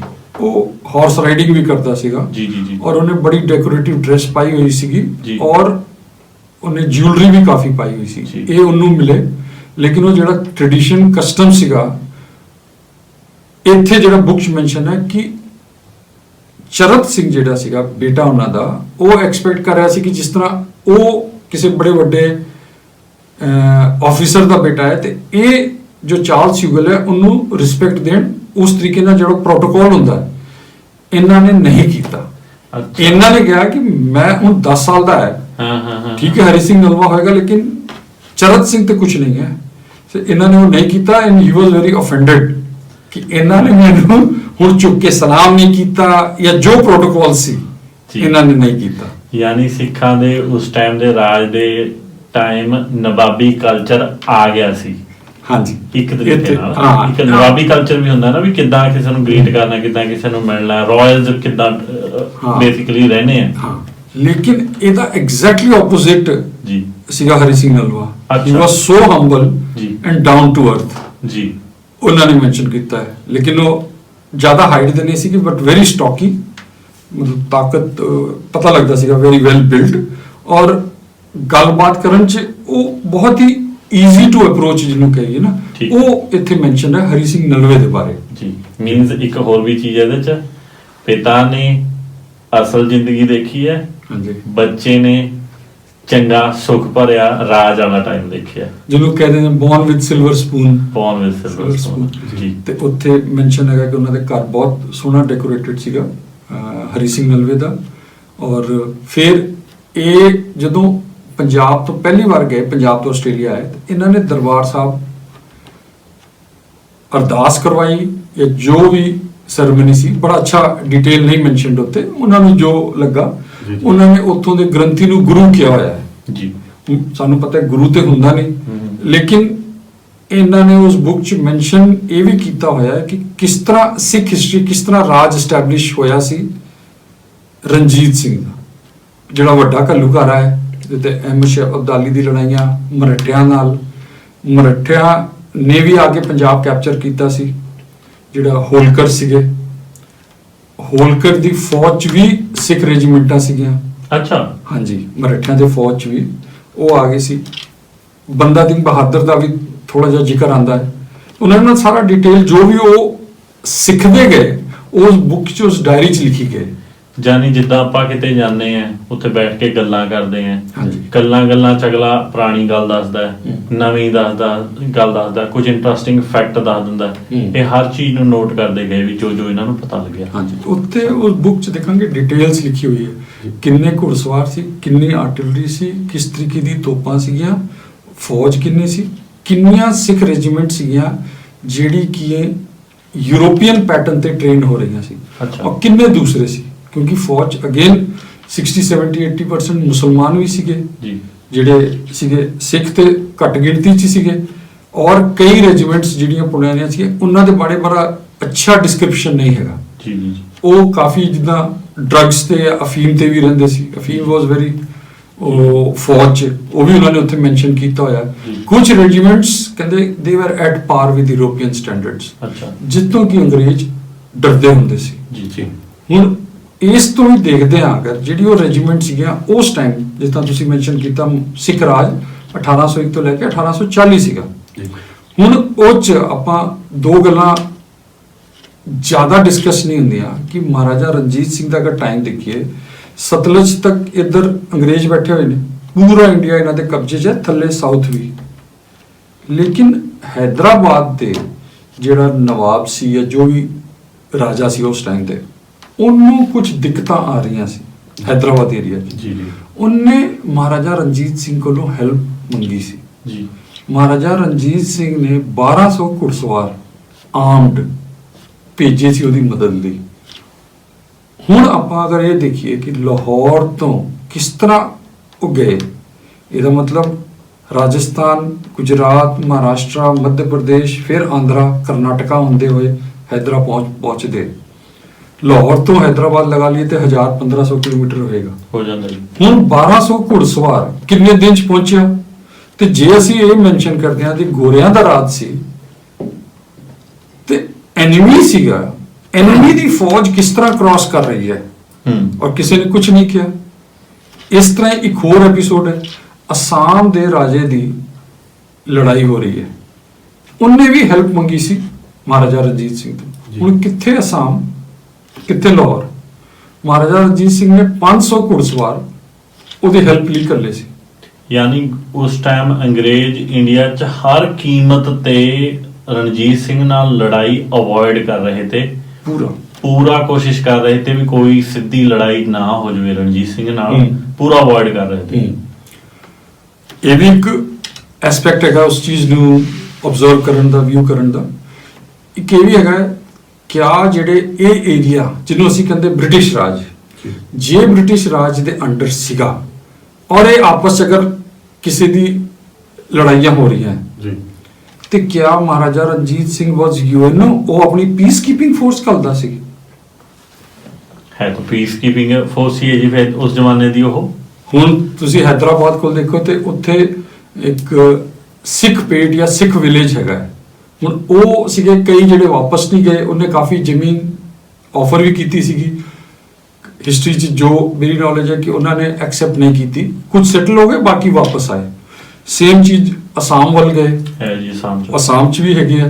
ਔਰ ਉਹ ਸਿੱਖ ਫਿਰ ਉਹਦੀ ਹਿਸਟਰੀ ਜੁੜਦੀ ਹੈ ਕਿ ਉਹਨੇ ਮਹਾਰਾਜਾ ਰਣਜੀਤ ਸਿੰਘ ਤੋਂ ਕਿਉਂ ਹੈਲਪ ਲਈ। ਪੰਜਾਬੀ ਬਸਤੀ ਕਿਹਾ ਜਾਂਦਾ ਜੀ ਅਸਾਮ 'ਚ ਇਹਨੂੰ। ਹਾਂਜੀ ਹਾਂਜੀ, ਕਿਉਂਕਿ ਉੱਥੇ ਉਸ ਰਾਜੇ ਉਸ ਇਲਾਕੇ 'ਚ ਗੁਰੂ ਤੇਗ ਬਹਾਦਰ ਜੀ ਗਏ ਸੀ। ਜੀ ਜੀ ਜੀ। ਹੁਣ ਉਹ ਕਨੈਕਸ਼ਨ ਉਹਨੂੰ ਜਦੋਂ ਲੋੜ ਪਈ, ਉਹਨਾਂ ਨੂੰ ਇਹ ਲੱਗਾ ਕਿ ਅਗਰ ਕੋਈ ਆਸ-ਪਾਸ ਦੇ ਇਲਾਕੇ 'ਚ ਹੈਗਾ ਜਿਹੜੀ ਉਹਨਾਂ ਦੀ ਹੈਲਪ ਕਰ ਸਕਦਾ ਹੈ ਤੇ ਮਹਾਰਾਜਾ ਰਣਜੀਤ ਸਿੰਘ ਹੈ। ਉਹਨਾਂ ਨੂੰ ਮੈਸੇਜ ਭਿਜਵਾਇਆ, ਜੋ ਵੀ ਐਮਬੈਸਡਰ ਗਿਆ ਔਰ ਉਹਨਾਂ ਨੇ ਐਗਰੀ ਕੀਤਾ। ਤੇ ਕਿਸ ਤਰ੍ਹਾਂ ਪੂਰਾ ਯੂਪੀ, ਪੂਰਾ ਬਿਹਾਰ, ਪੂਰਾ ਬੰਗਾਲ, ਇਹ 500 ਘੁੜਸਵਾਰ ਫਿਰ ਰਾਤ ਰੁਕਦੇ ਹੋਣੇ, ਖਾਣਾ ਪੀਣਾ ਖਾਂਦੇ ਹੋਣੇ, ਉਹਨਾਂ ਦੀ ਛਾਂ ਨਹੀਂ ਲੱਗਦੀ ਹੋਣੀ ਤੇ ਕਿਆ ਬ੍ਰਿਟਿਸ਼ ਉਹਨਾਂ ਨੂੰ ਅਲਾਉ ਕਰੀ ਗਏ? ਇਹ ਇੱਕ ਕੁਐਸਚਨ ਮਾਰਕ ਹੈ ਕਿ ਸਾਨੂੰ ਵੀ ਜਿਹੜਾ ਵੀ ਹੁਣ ਸੁਣਦੇ ਪਏ ਆਪਾਂ, ਜਿਹੜੇ ਵੀ ਸਰੋਤਾ ਸੁਣ ਰਹੇ ਆ, ਕਿ ਇਹ ਐਸਪੈਕਟ ਵੀ ਦੇਖਣ ਸਿੱਖ ਰਾਜ ਦਾ ਜੀ ਕਿ ਇੱਕ ਪਾਸੇ ਤੋਂ ਯੂਰਪ ਨਾਲ ਵੀ ਪੂਰਾ ਟੱਚ ਰੱਖ ਰਹੇ ਨੇ, ਉਹ ਟੈਕਨੋਲੋਜੀ ਅਡਾਪਟ ਕਰ ਰਹੇ ਨੇ, ਕਾਬੁਲ ਤੱਕ ਕੰਟਰੋਲ ਤੇ ਹੈ ਹੀ ਹੈ, ਪੂਰਾ ਇੰਡੀਆ ਵੀ ਦੇਖ ਰਹੇ ਨੇ, ਪਲੱਸ ਆਸਟ੍ਰੇਲੀਆ ਦੀ ਇਨਫੋਰਮੇਸ਼ਨ ਵੀ ਹੈਗੀ ਹੈ ਉਹਨਾਂ ਕੋਲ। ਉਹਨਾਂ ਨੂੰ ਪਤਾ ਹੈ ਵੀ ਆਸਟ੍ਰੇਲੀਆ ਕਿੰਨੇ ਹਜ਼ਾਰ ਕਿਲੋਮੀਟਰ ਦੂਰ ਕੋਈ ਜ਼ਮੀਨ ਹੈ, ਕਿੱਦਾਂ ਦੀ ਹੈ, ਕਿੱਦਾਂ ਦੇ ਲੋਕ ਹੈ, ਕਿੱਦਾਂ ਗੋਰੇ ਉੱਥੇ ਜਾ ਕੇ, ਅੰਗਰੇਜ਼ ਉੱਥੇ ਜਾ ਕੇ ਨਵੀਆਂ ਬਸਤੀਆਂ ਬਣਾ ਰਹੇ ਹੈ। ਬੇਸ਼ੱਕ ਪੰਜਾਬ ਸੈਂਟਰ 'ਚ ਪਿਆ ਹੈ, ਬਹੁਤ ਕੋਈ ਬੜਾ ਕੈਪੀਟਲ ਨਹੀਂ ਦੁਨੀਆ ਦਾ, ਪਰ ਇਨਫੋਰਮੇਸ਼ਨ ਹਰ ਤਰੀਕੇ ਦੀ ਉਹਨਾਂ ਕੋਲ ਹੈ ਵੀ ਦੁਨੀਆ 'ਚ ਇਸ ਟਾਈਮ ਕਿਆ ਹੋ ਰਿਹਾ ਹੈ। ਬੇਸ਼ੱਕ 2 ਮਹੀਨੇ ਦੀ 3 ਮਹੀਨੇ ਦੀ ਡਿਲੇ ਨਾਲ ਮਿਲਦੀ ਹੋਵੇ ਇਨਫੋਰਮੇਸ਼ਨ, ਪਰ ਉਹਨਾਂ ਨੂੰ ਪਤਾ ਹੈ ਵੀ ਕੀ ਹੋ ਰਿਹਾ ਹੈ। ਕਮਾਲ ਦੀ ਚੀਜ਼ ਹੈ ਜੀ ਇਹ ਵੀ। ਹਾਂਜੀ, ਹੁਣ ਆਸਟ੍ਰੇਲੀਅਨ ਸਿੱਖ ਹਿਸਟਰੀ 'ਚ ਜੇ ਸਾਡਾ ਕਨੈਕਸ਼ਨ ਪੰਜਾਬ ਨਾਲ 190 ਸਾਲ ਦਾ ਜੁੜ ਰਿਹਾ ਹੈ, ਠੀਕ ਹੈ ਉਹ ਸਿੱਖ ਨਹੀਂ ਹੈ, ਲੇਕਿਨ ਮਹਾਰਾਜਾ ਰਣਜੀਤ ਸਿੰਘ ਨੂੰ ਪਤਾ ਹੈ। ਇਹਦਾ ਮਤਲਬ ਉਹਨੇ ਦੱਸਿਆ ਹੋਣਾ ਕਿ ਪਰਥ ਕਿੱਥੇ ਹੈ, ਸਿਡਨੀ ਕੀ ਹੈ, ਕਿੱਥੇ ਗਿਆ, ਸਾਰੀ ਡਿਟੇਲਸ ਦਿੱਤੀ ਹੋਣੀ ਉਹਨਾਂ ਨੇ। ਔਰ ਉਹ ਇਨਫੋਰਮੇਸ਼ਨ ਲੈ ਕੇ ਮਤਲਬ ਹੀ ਰਣਜੀਤ ਸਿੰਘ ਜਾਂ ਨਲਵਾ ਕਹਿ ਰਹੇ ਇੰਟਰਨੈਸ਼ਨਲ ਲੈਵਲ ਦੀ ਵਿਜ਼ਨ ਰੱਖਦੇ ਸੀਗੇ, ਅੰਡਰਸਟੈਂਡਿੰਗ ਸੀਗੀ। ਔਰ ਇਹ ਖਾਸ ਕਰ ਆਸਟ੍ਰੇਲੀਅਨ ਵਾਸਤੇ, ਕਿਉਂਕਿ ਇਹ ਪ੍ਰੂਫ ਮਿਲਦੇ ਪਏ ਨੇ ਇੱਥੇ ਹੈਗੇ ਨੇ। ਔਰ ਇਸ ਪ੍ਰੂਫ ਨੂੰ ਅਸੀਂ ਜਿਹੜਾ ਤੁਸੀਂ ਪਹਿਲੇ ਮੈਂਸ਼ਨ ਕੀਤਾ, ਜਿਹੜਾ ਆਪਾਂ ਸਿੱਖ ਹੈਰੀਟੇਜ ਟ੍ਰੇਲ ਬਣਾਈ ਹੈ, ਉੱਥੇ ਅਸੀਂ ਮੈਂਸ਼ਨ ਕੀਤਾ ਹੋਇਆ ਹੈ ਕਿ Charles Hugel was the first traveller from Punjab to Australia. ਮੈਂ ਸੌਰੀ ਤੁਹਾਨੂੰ ਰੋਕੂੰਗਾ ਜੀ, ਯਾਨੀ ਰਣਜੀਤ ਸਿੰਘ ਨੂੰ ਅੰਗਰੇਜ਼ਾਂ ਦੀ ਮਾਈਟ ਦਾ ਪੂਰਾ ਅਹਿਸਾਸ ਸੀਗਾ, ਕਿਉਂਕਿ ਆਪਾਂ ਕੋਈ ਨਾਰਮਲ ਬੰਦਿਆਂ ਦੀ ਗੱਲ ਨਹੀਂ ਕਰ ਰਹੇ ਇੱਥੇ। ਇਸ ਟਾਈਮ ਅੰਗਰੇਜ਼ੀ ਰਾਜ ਦੀ ਗੱਲ ਕਰ ਰਹੇ ਹਾਂ, ਜਿਹੜੀ ਪੂਰੀ ਦੁਨੀਆ ਤੇ ਹਾਵੀ ਤਾਂ ਉਸ ਟਾਈਮ ਪੂਰਾ ਸਮਝ ਰਹੇ ਹਾਂ ਵੀ ਇਹ ਅੱਧੀ ਦੁਨੀਆ ਤੇ ਰਾਜ ਇਹਨਾਂ ਦਾ, ਕਿੱਦਾਂ ਕਰ ਰਹੇ ਹਾਂ, ਕਿੱਡਾ ਬੜਾ ਰਾਜ ਹੈ, ਮੇਰਾ ਮੱਥਾ ਕਿਹਨਾਂ ਨਾਲ ਲੱਗਿਆ ਹੋਇਆ। ਹਾਂਜੀ ਬਿਲਕੁਲ ਬਿਲਕੁਲ, ਤੁਹਾਡੀ ਆਬਜ਼ਰਵੇਸ਼ਨ ਵੀ ਬਿਲਕੁਲ ਵਾਜਿਬ ਹੈ, ਬੜਾ ਵੈਲਿਡ ਹੈਗਾ ਕਿ ਉਹ ਉਸ ਤਰੀਕੇ ਨਾਲ ਪਲੈਨਿੰਗ ਜਾਂ ਤਿਆਰੀ ਕਰਕੇ ਰੱਖਦੇ ਸੀਗੇ ਜੀ। ਸੋ ਜੇ ਤੇ ਬਾਕੀ ਜਿਹੜੇ ਰਾਜੇ ਸੀਗੇ ਪੰਜਾਬ ਦੇ ਹੀ ਕਹਿ ਲਈਏ, ਨਹੀਂ ਉਹਨਾਂ ਦੇ ਨਾਲ ਸੀਗੇ ਪਟਿਆਲਾ ਜਾਂ ਨਾਭਾ ਜਾਂ ਜਿਹੜੇ ਜੀਂਦ, ਤੇ ਫਿਰ ਸਾਡੀ ਹਿਸਟਰੀ ਕੁਝ ਹੋਰ ਹੋਣੀ ਸੀਗੀ। ਲੇਕਿਨ ਅਸੀਂ ਆਸਟ੍ਰੇਲੀਆ ਦੇ ਪੁਆਇੰਟ ਆਫ ਵਿਊ ਨਾਲ ਗੱਲ ਕਰ ਰਹੇ ਹਾਂ, ਤੇ ਉਹਨਾਂ ਨੂੰ ਹੁਣ ਇਹਨਾਂ ਨੇ ਜਾ ਕੇ ਤੇ ਆਪਣੀ ਸਾਇੰਟੀਫਿਕ ਗੱਲਾਂ ਹੀ ਦੱਸੀਆਂ ਹੋਣੀਆਂ, ਤੇ ਮਹਾਰਾਜਾ ਰਣਜੀਤ ਸਿੰਘ ਨੇ ਉਹ ਵੀ ਸੁਣੀਆਂ ਹੋਣੀਆਂ। ਸੋ ਐਗਰੀਕਲਚਰ ਪੁਆਇੰਟ ਆਫ ਵਿਊ ਨਾਲ ਜਾਂ ਉਸ ਐਂਗਲ ਤੋਂ ਵੀ ਉਹਨਾਂ ਦੀ ਨੌਲੇਜ ਇੰਟਰਨੈਸ਼ਨਲ ਲੈਵਲ ਦੀ ਸੀਗੀ। ਜਿਸ ਤਰ੍ਹਾਂ ਹਰੀ ਸਿੰਘ ਨਲਵੇ ਦੀ ਵੀ ਹਿਸਟਰੀ ਹੈਗੀ ਹੈ ਕਿ ਜਿਹੜੇ ਅਫਗਾਨਿਸਤਾਨ ਜਾਂ ਉਸ ਇਲਾਕੇ 'ਚ ਕਈ ਥਾਵਾਂ ਤੇ ਨਹਿਰਾਂ ਕੱਢੀਆਂ ਔਰ ਖੇਤੀ ਕਰਾਈ ਹੈ, ਉਹ ਵੀ ਐਸਪੈਕਟ ਦੇਖਦੇ ਸੀ ਐਜ਼ ਅ ਰੂਲਰ ਕਿ ਆਪਣੀ ਜਿਹੜੀ ਪ੍ਰਜਾ ਹੈਗੀ ਹੈ, ਜਿਹੜੀ ਏਰੀਆ ਹੈਗਾ, ਜਿਹੜੇ ਲੋਕ ਨੇ, ਉਹਨਾਂ ਦਾ ਵੀ ਧਿਆਨ ਰੱਖਣਾ। ਇਹ ਸਭ ਚੀਜ਼ਾਂ ਇੰਟਰਨੈਸ਼ਨਲ ਟਰੈਵਲਰਸ ਕੋਲ ਬਹਿ ਕੇ ਡਿਸਕਸ ਕਰਨਾ, ਜਿਹੜਾ ਅੱਜ ਅਸੀਂ ਕਹਿੰਦੇ ਕਿ ਅਸੀਂ ਬਾਹਰ ਆ ਗਏ, ਸਾਨੂੰ ਜ਼ਿਆਦਾ ਨੌਲੇਜ ਹੈ, ਉਹ ਨੌਲੇਜ ਉਹ ਉੱਥੇ ਬੈਠੇ ਲੈ ਰਹੇ ਸੀਗੇ। ਔਰ ਐਜ਼ ਅ ਰੂਲਰ ਉਸ ਅਕੋਰਡਿੰਗਲੀ ਆਪਣਾ ਐਡਮਿਨਿਸਟ੍ਰੇਸ਼ਨ ਫਾਈਨ ਟਿਊਨਿੰਗ ਕਰਦੇ ਸੀਗੇ, ਸਾਰੀ ਡਿਟੇਲਸ ਇਕੱਠੀ ਕਰਦੇ ਸੀਗੇ। ਤੇ ਇਹਦੇ ਵਿੱਚ ਮੈਂ ਇੱਕ ਚੀਜ਼ ਜਿਹੜੀ ਤੁਹਾਡੀ ਹੁਣ ਸਾਰੀ ਗੱਲਬਾਤ ਸੁਣੀ ਆ, ਇਹਨੂੰ ਮੈਂ ਅੱਜ ਦੇ ਟਾਈਮ ਦੇ ਵਿੱਚ ਕੰਪੇਅਰ ਕਰਨਾ ਚਾਹੁੰਦਾ ਵੀ ਹੁੰਦਾ ਕੀ ਆ ਵੀ ਆਪਾਂ ਨੇ ਬਹੁਤ ਜਿਹੜੀ ਜਿਵੇਂ ਮੈਂ ਦੇਖਦਾ ਬਹੁਤ ਲੋਕਾਂ ਨੇ ਆਪਣੇ ਉੱਤੇ ਇੱਕ ਲੇਅਰ ਚੜਾ ਲਈ ਆ, ਜਿਵੇਂ ਉਹਨੂੰ ਪ੍ਰੋਟੈਕਟਿਵ ਲੇਅਰ ਸੌਟ ਆਫ ਆਪਾਂ ਕਹਿ ਸਕਦੇ ਆ। ਉਹ ਨਾਲ ਨਾ ਪ੍ਰੂਵ ਆਪਣੇ ਆਪ ਨੂੰ ਇਦਾਂ ਯਕੀਨ ਕਰਾਉਂਦੇ ਨੇ ਵੀ ਜੋ ਸਾਡੇ ਕੋਲ ਹੈਗਾ, ਜੋ ਇਨਫੋਰਮੇਸ਼ਨ ਸਾਡੇ ਕੋਲ ਹੈਗੀ ਆ, ਜਾਂ ਜਿੰਨਾ ਅਸੀਂ ਪੜ੍ਹ ਗਏ ਆ, ਅਸੀਂ ਬੜੀਆਂ ਡਿਗਰੀਆਂ ਕਰ ਲਈਆਂ, ਅਸੀਂ ਸਿਆਣੇ ਹੋ ਗਏ ਤੇ ਸਾਨੂੰ ਨਾ ਕਿਸੇ ਬਾਹਰਲੇ ਬੰਦੇ ਦੀ ਸਲਾਹ ਚਾਹੀਦੀ ਆ ਤੇ ਨਾ ਸਾਨੂੰ ਕਿਸੇ ਬਾਹਰਲੇ ਬੰਦੇ ਬਾਰੇ ਪਤਾ ਹੋਣ ਦੀ ਜ਼ਰੂਰਤ ਹੈ।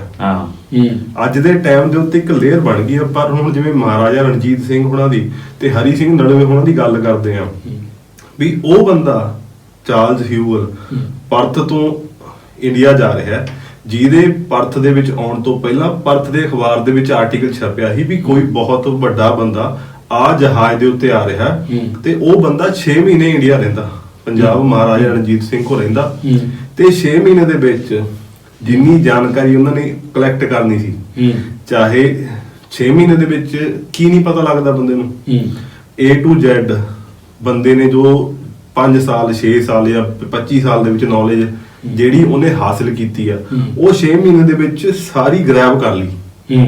ਬਿਲਕੁਲ ਉਹ ਸਾਰੀ ਨੌਲੇਜ ਗ੍ਰੈਬ ਕਰ ਲਈ। ਚਾਰਲਸ ਹਿਊਗਲ ਪੂਰੀ ਦੁਨੀਆ ਘੁੰਮੀ ਹੋਈ ਸੀ ਉਹਨਾਂ ਤੋਂ ਪਹਿਲਾਂ, ਉਹਨਾਂ ਨੇ ਪੂਰੀ ਦੁਨੀਆ ਘੁੰਮੀ ਹੋਈ ਸੀ। ਉਹ ਪੂਰੀ ਦੁਨੀਆ 6 ਮਹੀਨੇ ਦੇ ਵਿੱਚ ਮਹਾਰਾਜਾ ਰਣਜੀਤ ਸਿੰਘ ਉਹਨਾਂ ਨੇ ਘੁੰਮ ਲਈ ਤੇ ਕਿੱਥੇ ਰਹਿ ਕੇ? ਪੰਜਾਬ 'ਚ ਰਹਿ ਕੇ। ਤੇ ਇਹ ਚੀਜ਼ ਨੂੰ ਮੇਰੀ ਹੱਥ ਬੰਨ੍ਹ ਕੇ ਬੇਨਤੀ ਹੈ ਉਹਨਾਂ ਵੀਰਾਂ ਭੈਣਾਂ ਨੂੰ, ਚਾਹੇ ਤੁਸੀਂ ਮੈਂ ਇਦਾਂ ਵੀ ਕਹਿੰਦਾ ਜਿਹੜੇ ਆਪਣੇ ਆਪ ਨੂੰ ਕਹਿੰਦੇ ਅਸੀਂ ਬਹੁਤ ਇੰਟੈਲੈਕਚੁਅਲ ਆ ਜਾਂ ਮੈਨੂੰ ਸਾਰਾ ਪਤਾ ਹੈ, ਜਿਨ੍ਹਾਂ ਨੇ ਆਪਣੇ ਉੱਤੇ ਇੱਕ ਲੇਅਰ ਚੜਾ ਲਈ ਆ, ਉਹ ਦੋਨੋਂ ਦੇਖਣ ਤੇ ਪਤਾ ਲੱਗ ਜਾਂਦਾ ਬੰਦੇ ਨੂੰ ਤੁਸੀਂ ਕਿਵੇਂ ਕਰਦੇ ਹੋ ਜਾਂ ਕਿਵੇਂ ਬੰਦਾ ਬਿਹੇਵ ਕਰਦਾ। ਵੀ ਜੋ ਮੈਨੂੰ ਪਤਾ ਵੀ ਬਸ ਮੇਰੀ ਤਾਂ ਬੱਲੇ ਬੱਲੇ ਆ, ਜੋ ਮੈਨੂੰ ਪਤਾ ਬਸ ਮੈਨੂੰ ਹੋਰ ਕੋਈ ਚੀਜ਼ ਪਤਾ ਹੋਣ ਦੀ ਲੋੜ ਨਹੀਂ। ਥੋੜਾ ਜਿਹਾ ਦੇਖੋ ਆਪਣੇ ਬਜ਼ੁਰਗਾਂ ਨੇ ਆਪਣੇ ਆਪ ਨੂੰ ਕਿਵੇਂ ਗਰੋ ਕੀਤਾ, ਇੰਡੀਆ ਦੇ ਵਿੱਚ ਰਹਿ ਕੇ ਕਿਵੇਂ ਉਹਨਾਂ ਨੇ ਪੂਰੀ ਦੁਨੀਆ ਦੀ ਨੌਲੇਜ ਗ੍ਰੈਬ ਕੀਤੀ। ਸਿੱਖੋ ਤੇ ਸਿਖਾਓ, ਇਹ ਰਿਕੁਐਸਟ ਹੈ ਮੇਰੀ ਸਾਰਿਆਂ ਨੂੰ ਜੀ। ਨਾ ਬਹੁਤ ਵਧੀਆ ਗੱਲ ਕਹੀ ਹੈ, ਕਿਉਂਕਿ ਆਪਾਂ ਕਹਿੰਦੇ ਨੇ ਜੀ ਮੈਂ ਸਿੱਖਣਾ ਹੈ, ਇੱਕ ਚੀਜ਼ ਨੂੰ ਸਿੱਖਣ ਦੇ ਲਈ ਬਹੁਤ ਟਾਈਮ ਲੱਗ ਜਾਂਦਾ ਹੈ, ਪਰ ਜੇ ਬੰਦੇ ਨੂੰ ਆਲਰੇਡੀ ਕਿਸੇ ਨੂੰ ਚੀਜ਼ ਆਉਂਦੀ ਹੈ ਉਹ ਤੁਹਾਨੂੰ 5 ਮਿੰਟ 'ਚ ਸਿਖਾ ਦਿੰਦਾ। ਇਹੀ ਕੰਮ ਮਹਾਰਾਜਾ ਰਣਜੀਤ ਸਿੰਘ ਸ਼ਾਇਦ ਉਸ ਟਾਈਮ ਕਰ ਰਹੇ ਹੋਣੇ ਆ। ਆਦਮੀ ਬੰਦੇ ਆ ਰਹੇ ਆ ਉਹਨਾਂ ਕੋਲ, 2 ਆਪਸ਼ਨ ਹੈ, ਪੈਸੇ ਦਿਓ, ਦਾਰੂ ਆਫਰ ਕਰੋ, ਭਜਾ ਦਿਓ, ਜਾਂ ਦੂਜਾ ਆਪਸ਼ਨ ਹੈ ਬੈਠੋ ਉਹਨਾਂ ਦੀ ਸੁਣੋ, ਕਿਆ ਸਿੱਖਿਆ ਉਹਨਾਂ ਨੇ, ਕਿਆ ਦੇਖਿਆ ਦੁਨੀਆ ਭਰ 'ਚ, ਉਹ ਛੇਤੀ ਤੋਂ ਛੇਤੀ ਉਹਨਾਂ ਤੋਂ ਗੇਨ ਕਰੋ। ਹੁਣ ਮੈਂ ਮੰਨ ਲਓ ਆਪਾਂ ਇੱਥੇ ਬੈਠੇ ਗੱਲ ਕਰ ਰਹੇ ਹਾਂ, 3 ਜਣੇ ਆਪਾਂ ਬੈਠੇ ਗੱਲ ਕਰ ਰਹੇ ਹਾਂ, ਇੱਥੇ ਆਪਾਂ ਗੱਲਾਂ ਸੁਣ ਰਹੇ ਹਾਂ ਇੱਕ ਦੂਜੇ ਦੀਆਂ, ਉਹਨਾਂ ਕੋਲ ਐਦਾਂ ਦੇ ਕਈ ਬੰਦੇ ਆਉਂਦੇ ਹੋਣੇ ਆ, ਕੋਈ ਆਸਟ੍ਰੇਲੀਆ ਤੇ ਆ ਰਿਹਾ, ਕੋਈ ਕਿਤੇ ਤੋਂ ਆ ਰਿਹਾ, ਕੋਈ ਅਫਰੀਕਾ ਤੋਂ ਆ ਰਿਹਾ, ਤਾਂ ਉਹਨਾਂ ਕੋਲ ਇੱਕ ਸੈਂਟਰ ਪੁਆਇੰਟ ਤੇ ਬੈਠ ਕੇ ਕਿੰਨੀ ਇਨਫੋਰਮੇਸ਼ਨ ਮਿਲਦੀ ਹੋਊਗੀ। ਪਰ ਕੰਡੀਸ਼ਨ ਸਿਰਫ ਇਹ ਹੈ ਜੇ ਉਹ ਸਿੱਖਣਾ ਚਾਹੁੰਦੇ ਤੇ ਤਾਂ। ਇਹ ਐਟੀਟਿਊਡ ਜਿਹੜਾ ਸਿੱਖਣ ਦਾ ਸੀਗਾ ਉਹਦਾ ਇੱਕ ਡਿਟੇਲ ਇਹ ਵੀ ਮੈਂਸ਼ਨ ਹੁੰਦਾ ਹੈ ਕਿ ਉਹਨਾਂ ਦੇ ਐਮਪਾਇਰ ਦੀ ਤਾਕਤ ਦਾ। ਇਸ ਕਿਤਾਬ 'ਚ ਉਹਨੇ ਚਾਰਲਸ ਹਿਊਗਲ ਨੇ ਮੈਂਸ਼ਨ ਕੀਤਾ ਹੈ ਕਿ ਬਿਕੋਜ਼ ਆਫ ਦਾ ਟ੍ਰੀਟੀ ਜਿਹੜੀ ਕਿ ਮਹਾਰਾਜਾ ਪਟਿਆਲਾ ਨੇ ਗੋਰਿਆਂ ਨਾਲ ਈਸਟ ਇੰਡੀਆ ਕੰਪਨੀ ਨਾਲ ਕਰ ਚੁੱਕੇ ਸੀਗੇ, because of that he had to keep his elite regiments, ਜਿਹੜੀ ਵਧੀਆ ਰੈਜੀਮੈਂਟ ਸੀ ਉਹ ਅੰਮ੍ਰਿਤਸਰ ਕੋਲ ਰੱਖਦੇ ਸੀ, ਲਾਹੌਰ ਅੰਮ੍ਰਿਤਸਰ ਜਿਹੜਾ ਰਾਮਗੜ੍ਹ ਦਾ ਕਿਲਾ ਵੀ ਹੈਗਾ ਹੈ ਜੀ, ਇਹ ਔਰ ਆਰਟਿਲਰੀ ਤੇ ਬਹੁਤ ਜ਼ਿਆਦਾ ਫੋਕਸ ਰੱਖਦਾ ਸੀਗਾ। ਜਿਹੜੀ ਵਨ ਆਫ ਦਾ ਬਿਗੇਸਟ ਜਿਹੜੀ ਕੈਨਨ ਸੀਗੀ ਜ਼ਮਜ਼ਮਾ ਜਿਹੜੀ ਲਾਹੌਰ 'ਚ ਪਈ ਹੋਈ ਹੈ, ਇਹ ਔਰ ਬਾਕੀ ਚੀਜ਼ਾਂ ਵੀ ਜਿੱਦਾਂ ਡਿਟੇਲ ਇਸ ਬੁੱਕ 'ਚ ਹੈ ਉਹ 'ਚ ਇਹਨੇ ਲਿਖਿਆ ਹੈ ਕਿ ਇਫ ਆ ਟ੍ਰੀਟੀ ਨਾ ਹੁੰਦੀ ਤੇ Kabul was a matter of few strides. Maharaja Ranjit Singh ਲਈ ਕਾਬੁਲ ਤੇ ਕਬਜ਼ਾ ਕਰਨਾ ਉਹਨੇ ਕਿਹਾ ਮੈਟਰ ਆਫ ਫਿਊ ਸਟ੍ਰਾਈਡਸ ਬਸ। ਲੇਕਿਨ ਕਿਉਂਕਿ ਇੱਧਰ ਬੜਾ ਵੱਡਾ ਦੁਸ਼ਮਣ ਸੀ ਜਿਹੜਾ ਕਿ ਇੱਕਦਮ ਬੈਠਾ ਹੋਇਆ ਸੀ, ਉਹਨੇ ਵੱਡੀ ਵੱਡੀ ਲੁਧਿਆਣੇ ਔਰ ਇਸ ਪਾਸ ਆਪਣੀਆਂ ਛਾਉਣੀਆਂ ਬਣਾਈਆਂ ਹੋਈਆਂ ਸੀਗੀਆਂ, ਉਹਨੂੰ ਕਾਊਂਟਰ ਕਰਨਾ ਉਹਨੂੰ ਪਤਾ ਸੀ ਕਿਸੇ ਵੀ ਟਾਈਮ ਅਟੈਕ ਕਰ ਸਕਦੇ ਆ।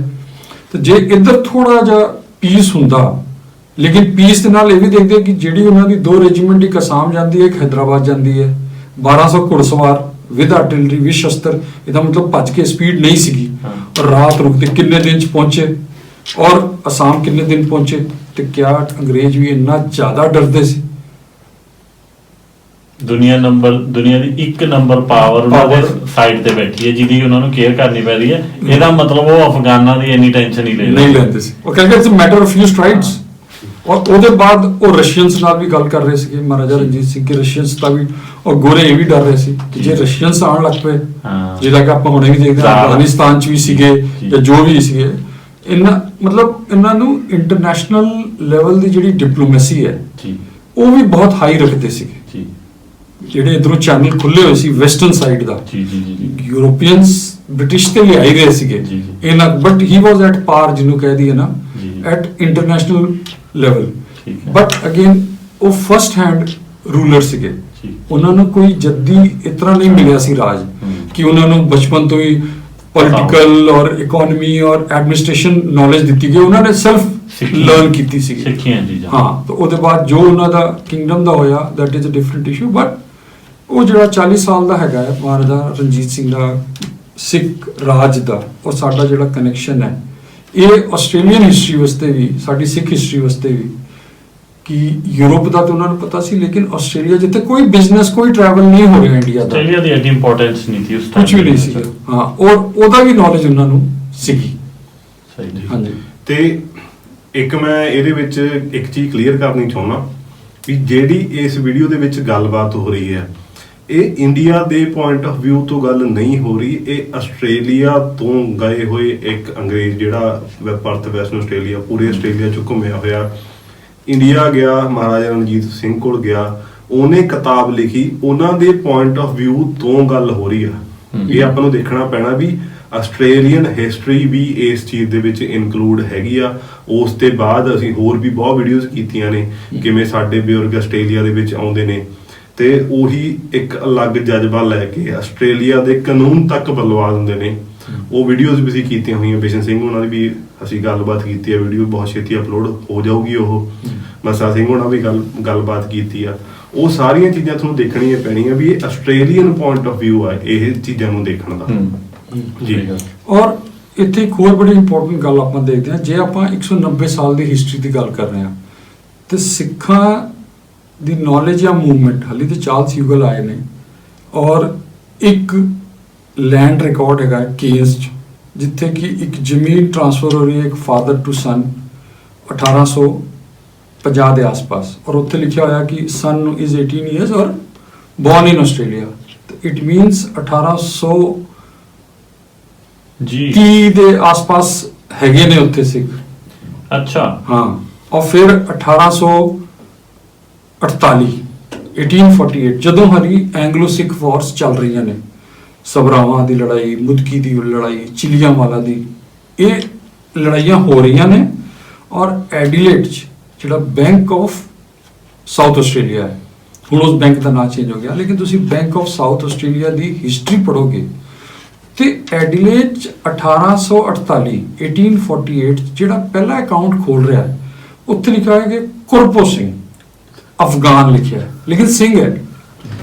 ਭਾਜੀ ਇੱਥੇ ਹੀ ਰੋਕ ਕੇ ਇੱਕ ਕਨਫਿਊਜ਼ਨ ਕਲੀਅਰ ਕਰਿਓ, ਜਿਹੜੀ ਤੁਸੀਂ ਸਾਨੂੰ ਇੱਕ ਦਿਨ ਬੈਠੇ ਦੱਸਿਆ ਸੀ ਵੀ ਜਦੋਂ ਆਸਟ੍ਰੇਲੀਆ 'ਚ ਅਫਗਾਨ ਸ਼ਬਦ ਦਾ ਮਤਲਬ ਯੂਜ਼ ਹੁੰਦਾ ਹੈ ਤਾਂ ਉਹਦਾ ਅਫਗਾਨ ਸ਼ਬਦ ਦਾ ਮਤਲਬ ਕੀ ਹੈ? ਕਿਉਂਕਿ ਬਹੁਤੇ ਪੰਜਾਬੀਆਂ ਨੂੰ ਐਂ ਲੱਗਦਾ ਹੁੰਦਾ ਹੈ, ਸਾਰੀ ਇੰਡੀਅਨ ਕਮਿਊਨਿਟੀ ਨੂੰ ਇੱਦਾਂ ਲੱਗਦਾ ਹੈ ਵੀ ਅਫਗਾਨ ਦਾ ਮਤਲਬ ਸਿਰਫ ਅਫਗਾਨੀ ਹੈ।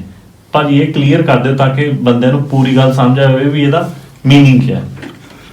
ਅਫਗਾਨ ਦਾ ਮੀਨਿੰਗ ਆਸਟ੍ਰੇਲੀਅਨ ਨਿਊਜ਼ਪੇਪਰ ਔਰ ਜਰਨਲਿਸਟ ਜਾਂ ਆਸਟ੍ਰੇਲੀਅਨ ਹਿਸਟਰੀ ਵਿੱਚ ਜਿੱਥੇ ਮਿਲੇਗਾ ਨਾ, ਇਹ ਉਹ ਲੋਕ ਨੇ ਜਿਹੜੇ ਕਿ ਵੈਸਟਰਨ ਇੰਡੀਆ, ਉਦੋਂ ਪਾਕਿਸਤਾਨ ਨਹੀਂ ਹੁੰਦਾ ਸੀ ਜੀ, ਵੈਸਟਰਨ ਇੰਡੀਆ ਤੋਂ ਜਿਹੜੇ ਆਉਂਦੇ ਸੀ, ਔਰ ਜ਼ਿਆਦਾਤਰ ਇਸ ਲੌਜਿਸਟਿਕਸ ਜਾਂ ਟਰਾਂਸਪੋਰਟ ਇੰਡਸਟਰੀ 'ਚ ਕੰਮ ਕਰਦੇ ਸੀ ਜੀ, ਊਂਠ ਲੈ ਕੇ ਆਉਂਦੇ ਸੀ ਜੀ। ਉਹਦਾ ਇੱਕ ਜੈਨਰਿਕ ਟਰਮ ਸੀ ਅਫਗਾਨ ਜੀ, ਕਿਉਂਕਿ ਸਾਰੇ ਦੇ ਉਹਨਾਂ ਦੀ ਜਿਹੜੀ ਡਰੈਸ ਸੀਗੀ ਜਾਂ ਜਿਹੜਾ ਉਹਨਾਂ ਦਾ ਪਹਿਰਾਵਾ ਸੀਗਾ ਸਿਮਿਲਰ ਸੀਗਾ, ਸਾਰੇ ਲੰਬੇ ਚੌੜੇ ਢਿੱਲੇ ਜਿਹੇ ਕੱਪੜੇ ਪਾਣੇ, ਦਾੜੀ ਔਰ ਪੱਗ ਹਰ ਇੱਕ ਦੀ ਹੁੰਦੀ ਸੀਗੀ।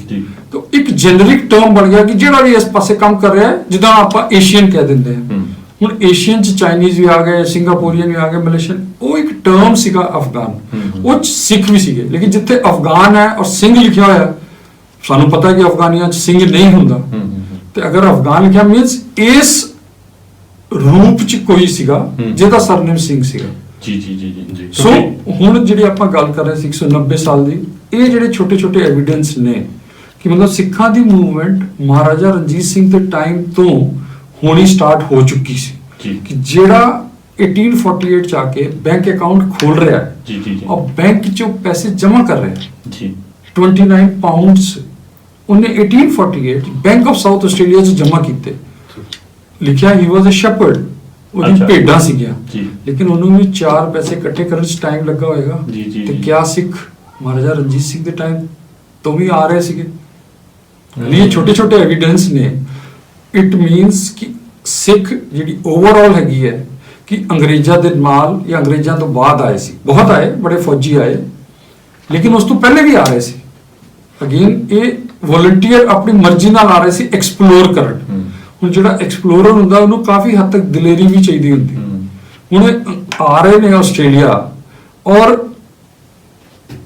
1888 ਸਾਰਾਗੜੀ ਦੀ ਲੜਾਈ ਹੁੰਦੀ ਹੈ 1897, ਉਸ ਤੋਂ ਵੀ 10 ਸਾਲ ਪਹਿਲੇ 1888 ਵਿਕਟੋਰੀਆ 'ਚ ਸਿੱਖ ਗਵਰਨਮੈਂਟ ਨੂੰ ਅਪਰੋਚ ਕਰ ਰਹੇ ਨੇ ਕਿ ਤੁਸੀਂ ਇੱਕ ਆਸਟ੍ਰੇਲੀਅਨ ਸਿੱਖ ਰੈਜੀਮੈਂਟ ਬਣਾ ਦਿਓ। ਰੈਜੀਮੈਂਟ ਲੈਵਲ ਦੀ ਗੱਲ ਹੋ ਰਹੀ ਹੈ, ਇੱਕ ਦੋ ਬੰਦੇ ਨਹੀਂ ਕਿ ਮੈਨੂੰ ਫੌਜ ਭਰਤੀ ਕਿਉਂ ਨਹੀਂ ਕਰਨ ਦੇ। ਜੀ। ਜਿਹੜਾ ਅਸੀਂ ਬਿਸ਼ਨ ਸਿੰਘ ਦਾ ਐਪੀਸੋਡ ਟੱਚ ਕੀਤਾ ਜੀ, ਸੀਗਾ, ਜੀ। ਉਹ 1898-99 ਦਾ ਵੈਸਟਰਨ ਆਸਟ੍ਰੇਲੀਆ 'ਚ, ਉਹ ਵੈਸਟਰਨ ਆਸਟ੍ਰੇਲੀਆ ਦੀ ਆਰਮੀ 'ਚ ਭਰਤੀ ਹੋਣਾ ਚਾਹ ਰਿਹਾ ਹੈ ਅਫਰੀਕਾ ਵਾਰ ਲਈ। ਜੀ ਜੀ ਲੇਕਿਨ 10 ਸਾਲ ਪਹਿਲੇ ਵਿਕਟੋਰੀਆ ਮੈਲਬਨ 'ਚ ਸਿੱਖਾਂ ਨੇ ਅਪਰੋਚ ਕੀਤਾ ਗਵਰਨਮੈਂਟ ਨੂੰ ਕਿ ਇੱਕ ਪੂਰੀ ਸਿੱਖ ਰੈਜੀਮੈਂਟ ਬਣਾਓ। ਜੀ ਰੈਜੀਮੈਂਟ ਮੀਨਸ 200 400 500 ਜੋ ਵੀ ਸਟਰੈਂਥ ਹੋਏਗੀ। ਜੀ ਜੀ ਸੋ ਸਾਡੀ ਜਿਹੜੀ ਸਿੱਖ ਹਿਸਟਰੀ ਹੈਗੀ ਆ ਆਸਟ੍ਰੇਲੀਆ 'ਚ ਅੰਗਰੇਜ਼ਾਂ ਦੇ ਨਾਲ ਅੰਗਰੇਜ਼ਾਂ ਦੇ ਪੈਰਲਲ ਵੀ ਚੱਲਦੀ ਹੈ। ਜੀ, ਅਸੀਂ ਜੀ। ਕਹਿੰਦੇ ਨਹੀਂ ਕਿ ਅੰਗਰੇਜ਼ ਆਏ ਤਾਂ ਅਸੀਂ ਨਾਲ ਆ ਰਹੇ ਹਾਂ, ਬਟ ਇੱਥੇ ਪੈਰਲਲ ਚੱਲ ਰਹੀ ਹੈ। ਤੇ ਇਹ ਸਾਰਾ ਡਿਸਕਸ਼ਨ ਜੋ ਆਪਾਂ ਕਰ ਰਹੇ ਹਾਂ, ਕਿਉਂਕਿ ਆਪਾਂ ਕਹਿੰਦੇ ਨੇ ਵੀ ਆਟੇ 'ਚ ਨੂਣ ਜਦੋਂ ਮਿਕਸ ਹੋ ਗਿਆ ਤਾਂ ਲੱਭਣਾ ਥੋੜਾ ਜਿਹਾ ਔਖਾ ਹੋ ਜਾਂਦਾ ਹੈ। ਇਹ ਆਟਾ ਤੇ ਨੂਣ ਅਸੀਂ ਅਲੱਗ ਕਰ ਰਹੇ ਹਾਂ। ਬੇਸ਼ੱਕ ਨੰਬਰ ਥੋੜਾ ਤਾਂ ਯੈਸ, ਪਰ ਬੰਦਿਆਂ ਦਾ ਕੰਟਰੀਬਿਊਸ਼ਨ ਹੈ। ਹਾਂ। ਬੰਦੇ ਬਹੁਤ ਪੁਰਾਣੇ ਆਏ ਹੋਏ ਆ। ਹਾਂਜੀ। ਸਿਰਫ ਆਸਟ੍ਰੇਲੀਆ 'ਚ ਜਿੱਦਾਂ ਅਸੀਂ 13 ਚ ਆਏ ਆ, ਕਈ ਬੰਦੇ 2006 ਚ ਆਏ, ਕੋਈ 90 ਚ ਆਇਆ, ਕੋਈ 95 ਚ ਆਇਆ। ਆ ਕੇ ਇਹ ਨਾ ਸੋਚਣ ਵੀ ਮੈਜੋਰਿਟੀ ਆਬਾਦੀ ਆ 20-30 ਸਾਲ ਪਹਿਲਾਂ ਹੀ ਆਈ ਹੈ।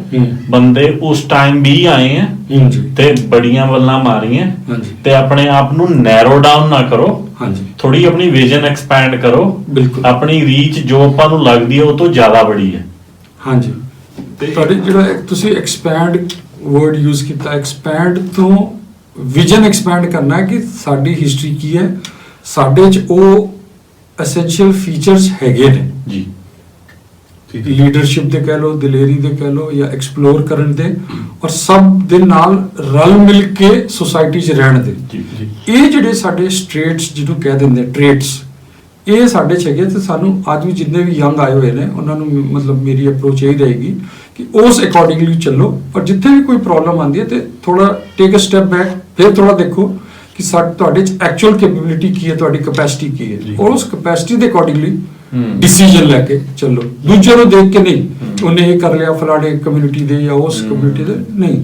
ਤੁਸੀਂ ਆਪਣੇ ਆਪ 'ਚ ਦੇਖੋ, ਤੁਹਾਡੀ ਕੈਪੈਸਿਟੀ ਲੱਭੋ ਜੀ। ਕਿ ਤੁਹਾਡੀ ਕੈਪੇਬਿਲਿਟੀ ਕਿੰਨੀ ਹੈ, ਔਰ ਉਸ ਹਿਸਾਬ ਨਾਲ ਟੈਕਲ ਕਰੋ ਜੋ ਡੇ ਟੂ ਡੇ ਸਿਚੁਏਸ਼ਨ ਹੈ। ਜੀ। ਉਹ ਤੁਸੀਂ ਕਰ ਸਕਦੇ ਹੋ, ਜੀ। ਤੁਹਾਡੇ ਕੋਲ ਬਹੁਤ ਇਨਫ ਕੈਪੇਬਿਲਿਟੀ ਹੈਗੀ ਹੈ। ਜੀ ਤੇ ਉਹੀ ਕਹਿਣ ਲੱਗਿਆ ਸੀ ਮੈਂ, ਯਾਦ ਰੱਖੋ ਆਪਣੀ ਕੈਪੈਸਿਟੀ ਬਹੁਤ ਤਕੜੀ ਹੈ, ਬੰਦੇ ਕੈਪੇਬਲ ਹੈ। ਹਾਂਜੀ ਜੀ ਇਹਦੇ ਵਿੱਚ ਇੱਕ ਚੀਜ਼ ਆਪਾਂ ਨੂੰ ਹੋਰ ਦੇਖਣੀ ਪੈਣੀ ਆ ਵੀ ਅੱਜ ਤੋਂ 130 ਸਾਲ ਪਹਿਲਾਂ, 150 ਸਾਲ ਪਹਿਲਾਂ ਜੇ ਆਪਾਂ ਗੱਲ ਕਰੀਏ ਵੀ ਉਦੋਂ ਆਪਾਂ ਵੈਸਟਰਨ ਆਸਟ੍ਰੇਲੀਆ ਦੀ ਸਿਰਫ ਗੱਲ ਕਰਦੇ ਆ ਵੀ 100 ਤੋਂ 150 ਬੰਦਾ ਸੀਗਾ ਹਾਂਜੀ। ਉਸ ਟਾਈਮ। ਤੇ ਉਹਨਾਂ ਦੇ ਵਿੱਚ ਉਹ 150 ਬੰਦਿਆਂ ਦੇ ਵਿੱਚ ਬਹੁਤ ਜ਼ਿਆਦਾ ਬੰਦੇ ਸੀਗੇ ਜਿਹੜੇ ਹਾਈਲਾਈਟਡ ਸੀਗੇ। ਮੱਸਾ ਸਿੰਘ ਹੁਣੀ ਕਾਨੂੰਨ ਚੇਂਜ ਕਰਵਾ ਦਿੰਦੇ, ਇਨਕਰੀਮੇਸ਼ਨ ਲਾਅ। ਬਿਸ਼ਨ ਸਿੰਘ ਹੁਣੀ ਮਾਈਨਿੰਗ ਦੇ ਵਿੱਚ ਜਾ ਕੇ ਜਿਹੜਾ ਮਾਈਨਿੰਗ ਦਾ ਲਾਅ ਸੀਗਾ ਜਿਹਦੇ ਵਿੱਚ ਇਕੁਅਲ ਰਾਈਟਸ ਨਹੀਂ ਮਿਲਦੇ, ਉਹ ਚੇਂਜ ਕਰਾਉਂਦੇ ਨੇ, ਉੱਥੇ ਸਰਕਾਰ ਨੂੰ ਪੁਸ਼ ਕਰਦੇ ਆ। ਉਹ 150 ਦੇ ਵਿੱਚੋਂ 20 ਤੋਂ 25 ਬੰਦੇ ਅਖਬਾਰਾਂ ਦੇ ਵਿੱਚ ਜਾਂ ਇੰਨੇ ਜ਼ਿਆਦਾ ਪਪੂਲਰ ਸੀਗੇ। ਤੇ ਦੂਸਰੀ ਚੀਜ਼ ਇੱਕ ਹੋਰ ਆ ਵੀ ਜਿਵੇਂ ਅੱਜ ਆਪਾਂ ਆਉਂਦੇ ਆ ਵੀਜ਼ਾਸ ਦੇ ਉੱਤੇ ਆਸਟ੍ਰੇਲੀਆ ਆਉਂਦੇ ਆ, ਉਹ ਲੋਕ ਕਦੇ ਵੀ ਆਸਟ੍ਰੇਲੀਆ ਪਰਮਾਨੈਂਟਲੀ ਸੈਟਲ ਹੋਣ ਵਾਸਤੇ ਨਹੀਂ ਆਏ ਸੀ। ਇਹ ਆਪਾਂ ਸਾਰਿਆਂ ਨੂੰ ਦੇਖਣਾ ਪੈਣਾ। ਹੁਣ ਇਹ ਮੈਂ ਇਹਨੂੰ ਜੋੜਦਾ ਇੱਕ ਚੀਜ਼ ਦੇ ਨਾਲ ਵੀ ਪਿਛਲੀ ਵੀਡੀਓ ਦੇ ਨੀਚੇ ਨਾ ਇੱਕ ਬੰਦੇ ਨੇ ਕਮੈਂਟ ਕੀਤਾ ਵੀ ਜੇ ਸਿੱਖ 150 ਸਾਲ ਪਹਿਲਾਂ ਆਸਟ੍ਰੇਲੀਆ ਦੇ ਵਿੱਚ ਆ ਗਏ ਸੀਗੇ ਤੇ ਅੱਜ ਵੈਸਟਰਨ ਆਸਟ੍ਰੇਲੀਆ ਦੇ ਵਿੱਚ ਕੋਈ ਸਿੱਖ ਐਮਐਲਏ ਕਿਉਂ ਨਹੀਂ ਹੈਗਾ। ਇਹ ਚੀਜ਼ ਇੱਥੇ ਕਲੀਅਰ ਹੁੰਦੀ ਆ ਵੀ ਉਹ ਕਦੇ ਵੀ ਸੈਟਲ ਹੋਣ ਵਾਸਤੇ ਨਹੀਂ ਆਏ ਸੀਗੇ, ਤੇ ਮੈਜੋਰਿਟੀ ਦੇ ਵਿੱਚ ਜਿਹੜੇ ਲੋਕ ਆਏ ਨੇ ਇੱਥੇ ਆਪਣੇ ਹੱਕਾਂ ਵਾਸਤੇ ਲੜੇ ਨੇ, ਆਪਣੇ ਆਪ ਨੂੰ ਜਾਂ ਸੈਟਲ ਕਰਕੇ ਜਾਂ ਪੈਸੇ ਕਮਾ ਕੇ ਜਾਂ ਇੰਟਰਨੈਸ਼ਨਲ ਜਿਹੜਾ ਐਕਸਪੋਰੋ ਸੀਗਾ ਉਹ ਲੈ ਕੇ ਤੇ ਆਪਣੇ ਪਿੰਡਾਂ ਨੂੰ ਵਾਪਸ ਚਲੇ ਗਏ।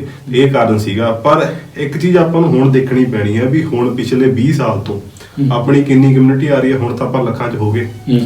ਜੇ ਹੁਣ ਆਪਾਂ ਵੈਸਟਰਨ ਜੇ ਸਾਡੇ ਵਿੱਚ ਇਹੀ ਕਹਿੰਦੇ ਆ ਵੀ ਅੱਜ ਸਾਡੀ ਕਮਿਊਨਿਟੀ ਇੰਨੀ ਸਟਰੋਂਗ ਹੋ ਗਈ ਆ, ਪਰ ਅੱਜ ਸਾਡੀ ਕਮਿਊਨਿਟੀ ਦਾ ਕੋਈ ਸਿੱਖ ਐਮਐਲਏ ਕਿਉਂ ਨਹੀਂ ਹੈਗਾ। ਆਪਾਂ ਵੈਸਟਰਨ ਆਸਟ੍ਰੇਲੀਆ ਦੀ ਗੱਲ ਕਰਦੇ ਆ, ਜੇ ਉਸ ਟਾਈਮ ਮੁੱਠੀ ਭਰ ਸਿੱਖ 100 ਦੀ ਗਿਣਤੀ ਦੇ ਵਿੱਚ 100-150 ਸਿੱਖਾਂ ਦੇ ਵਿੱਚ 15 ਤੋਂ 20 ਬੰਦਿਆਂ ਦੇ ਨਾਮ ਅਖਬਾਰਾਂ ਦੇ ਵਿੱਚ ਰਹਿੰਦੇ ਸੀ। ਅਖਬਾਰ ਦੇ ਐਡੀਟਰਾਂ ਨੂੰ ਲੈਟਰ ਲਿਖਦੇ ਹੁੰਦੇ ਸੀ ਤੇ ਉਹਨਾਂ ਦੇ ਲਿਖੇ ਲੈਟਰ ਅਖਬਾਰਾਂ 'ਚ ਛਾਪਦੇ ਹੁੰਦੇ ਸੀ। ਅੱਜ ਕਿੰਨੇ ਬੰਦੇ ਨੇ ਜਿਹੜੇ ਇੱਥੇ ਦੇ ਇਸ਼ੂਜ਼ ਚੱਕਦੇ ਨੇ ਤੇ ਅਖਬਾਰਾਂ ਨੂੰ ਲੈਟਰ ਲਿਖਦੇ ਨੇ ਤੇ ਅਖਬਾਰਾਂ ਦੇ ਵਿੱਚ ਅੰਗਰੇਜ਼ੀ ਅਖਬਾਰਾਂ ਦੇ ਵੱਡੇ ਅਖਬਾਰਾਂ ਦੇ ਵਿੱਚ ਉਹਨਾਂ ਦੇ ਆਰਟੀਕਲ ਛਾਪਦੇ ਆ। ਕਿੰਨੇ ਬੰਦੇ ਹੋਣਗੇ। ਅੱਜ ਸਾਨੂੰ ਆਪਣੇ ਬਜ਼ੁਰਗਾਂ ਤੋਂ ਸਿੱਖਣਾ ਪੈਣਾ, ਸਾਨੂੰ ਆਪਣੇ ਬੰਦਿਆਂ ਨੂੰ ਪ੍ਰਮੋਟ ਕਰਨਾ ਪੈਣਾ ਵੀ ਉਹੀ ਸਪਿਰਿਟ ਦੇ ਨਾਲ ਸਾਨੂੰ ਵੀ ਸਾਡੇ ਬੰਦੇ ਜਿਵੇਂ ਕੈਨੇਡਾ ਬਾਕੀ ਮੁਲਕਾਂ ਦੇ ਵਿੱਚ ਵੱਡੇ ਜਿਹੜੇ ਮਿਨਿਸਟਰਸ ਪਹੁੰਚੇ ਨੇ, ਅੱਜ ਸਾਨੂੰ ਬੰਦਿਆਂ ਨੂੰ ਪ੍ਰਮੋਟ ਕਰਕੇ ਉਸੇ ਲੈਵਲ ਤੇ ਪਹੁੰਚਣਾ ਪੈਣਾ। ਸਾਡੇ ਬਜ਼ੁਰਗਾਂ ਨੇ ਇਹ ਕਰਕੇ ਦਿਖਾਇਆ।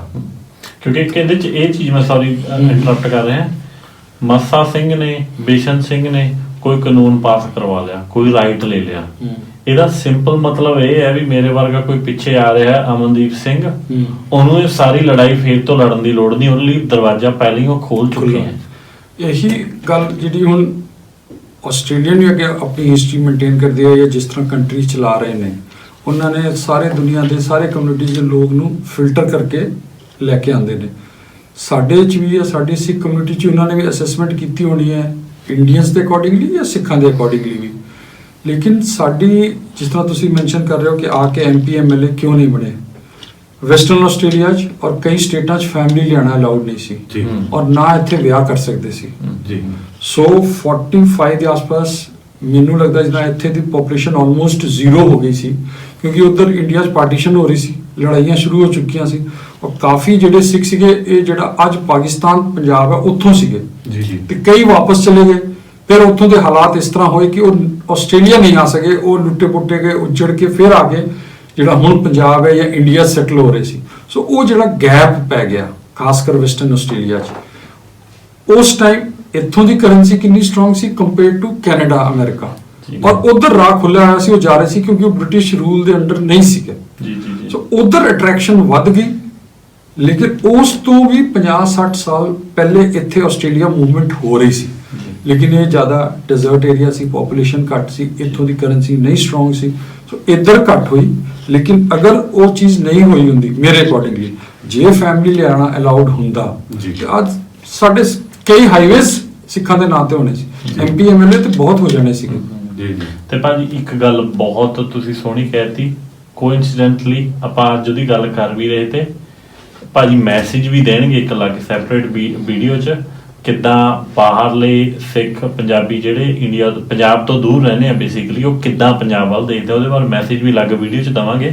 ਪਰ ਇੱਕ ਗੱਲ ਤੁਸੀਂ ਬਹੁਤ ਸੋਹਣੀ ਕਹਿਤੀ ਵੀ ਜਿਹੜੇ ਉਸ ਟਾਈਮ ਪੰਜਾਬ ਪਾਕਿਸਤਾਨ 'ਚ ਸਿੱਖਾਂ ਦੀਆਂ ਫੈਮਲੀਆਂ ਤੀਆਂ, ਤੁਸੀਂ MLA ਦੇ ਇਲੈਕਸ਼ਨ ਬਾਰੇ ਸੋਚਣਾ ਹੈ ਜਾਂ ਤੁਸੀਂ ਆਪਣੀ ਫੈਮਿਲੀ ਬਾਰੇ ਸੋਚਣਾ ਹੈ ਜਿਹੜੇ ਭਾਂਡੇ ਚੱਕ ਕੇ ਗੱਡਿਆਂ ਤੇ ਟਰੈਵਲ ਕਰ ਰਹੀ ਹੈ। ਪ੍ਰਾਇੋਰਟੀ ਤੁਹਾਡੀ ਕੀ ਹੈ? ਤੁਸੀਂ ਤਰੱਕੀ ਸਿਰਫ ਉਦੋਂ ਕਰ ਸਕਦੇ ਆ ਜਦੋਂ ਤੁਹਾਡਾ ਘਰ ਸਟਰੋਂਗ ਹੁੰਦਾ ਹੈ, ਤੁਸੀਂ ਬੇਫਿਕਰ ਹੈ ਵੀ ਜੋ ਮੇਰਾ ਘਰ ਹੈ ਉਹ ਸਟਰੋਂਗ ਹੈ, ਹੁਣ ਮੈਂ ਜਾ ਕੇ ਬਾਹਰ ਜੋ ਆਪਣੇ ਐਂਬੀਸ਼ਨ ਹੈ, ਗੋਲ ਹੈ, ਉਹ ਪੂਰੇ ਕਰਨੇ ਹੈ। ਅੰਗਰੇਜ਼ੀ ਦੀ ਪ੍ਰਾਈਮ ਐਗਜ਼ਾਮਪਲ ਹੈ, ਸਕਾਟਲੈਂਡ, ਆਇਰਲੈਂਡ, ਵੇਲਜ਼ ਸਾਰਾ ਸਿਕਿਉਰ ਕਰ ਲਿਆ, ਹੁਣ ਅਸੀਂ ਸਿਕਿਉਰ ਹਾਂ ਘਰ 'ਚ, ਹੁਣ ਅਸੀਂ ਦੁਨੀਆ 'ਚ ਐਕਸਪੈਂਡ ਕਰਨਾ। ਜਿਹੜੀ ਤੁਸੀਂ ਗੱਲ ਕਹਿ ਰਹੇ ਨਾ, ਹੁਣ ਉਹ ਵਿਚਾਰੇ MLA ਦੇ ਜੋ ਫਾਈਲਾਂ ਕਿੱਦਾਂ ਭਰਨ ਜਦੋਂ ਉਹਨਾਂ ਨੂੰ ਅਖਬਾਰ 'ਚ ਖਬਰ ਮਿਲ ਰਹੀ ਹੈ ਵੀ ਵੰਡ ਹੋਣ ਜਾ ਰਹੀ ਹੈ, ਪਤਾ ਨਹੀਂ ਕਿਹਨੇ ਕਿੱਧਰ ਚਲੇ ਜਾਣਾ। ਉਹਨਾਂ ਨੂੰ ਅੰਡਰਸਟੈਂਡਿੰਗ ਵੀ ਹੈ ਵੀ ਪੰਜਾਬ ਕਿੱਦਾਂ ਦਾ, ਕਿੱਦਾਂ ਦੇ ਹਾਲਾਤ ਬਣਨੇ ਉੱਤੇ, ਕਿੰਨੀ ਨਫ਼ਰਤ ਪੈਦਾ ਕਰ ਦੇਣੀ ਹੈ ਅਖਬਾਰਾਂ ਨੇ, ਤੇ ਉਹ ਗਰੋ ਨਹੀਂ ਕਰ ਸਕਣਗੇ। ਗਰੋ ਕਰਨ ਲਈ ਤੁਹਾਨੂੰ ਆਪਣਾ ਬੇਸ ਸਟਰੋਂਗ ਕਰਨਾ ਪੈਣਾ, ਬੇਸ ਜੇ ਅੱਜ ਵੀ ਆਪਾਂ ਗੱਲ ਕਰੀਏ, ਜਿੱਦਾਂ ਪਹਿਲਾਂ ਗੱਲ ਕਰ ਰਹੇ ਤੇ ਆਪਣਾ ਬੇਸ ਹੈ ਅੱਜ ਫਿਰ ਵੀ ਪੰਜਾਬ ਹੈ ਜੀ। ਇਸ ਤਰ੍ਹਾਂ ਜੋ ਤੁਸੀਂ ਟੌਪਿਕ ਪੁਆਇੰਟ ਟੱਚ ਕੀਤਾ ਹੈ, ਬੜਾ ਸੈਂਸਿਟਿਵ ਵੀ ਹੈਗਾ, ਇੰਪੋਰਟੈਂਟ ਹੈ।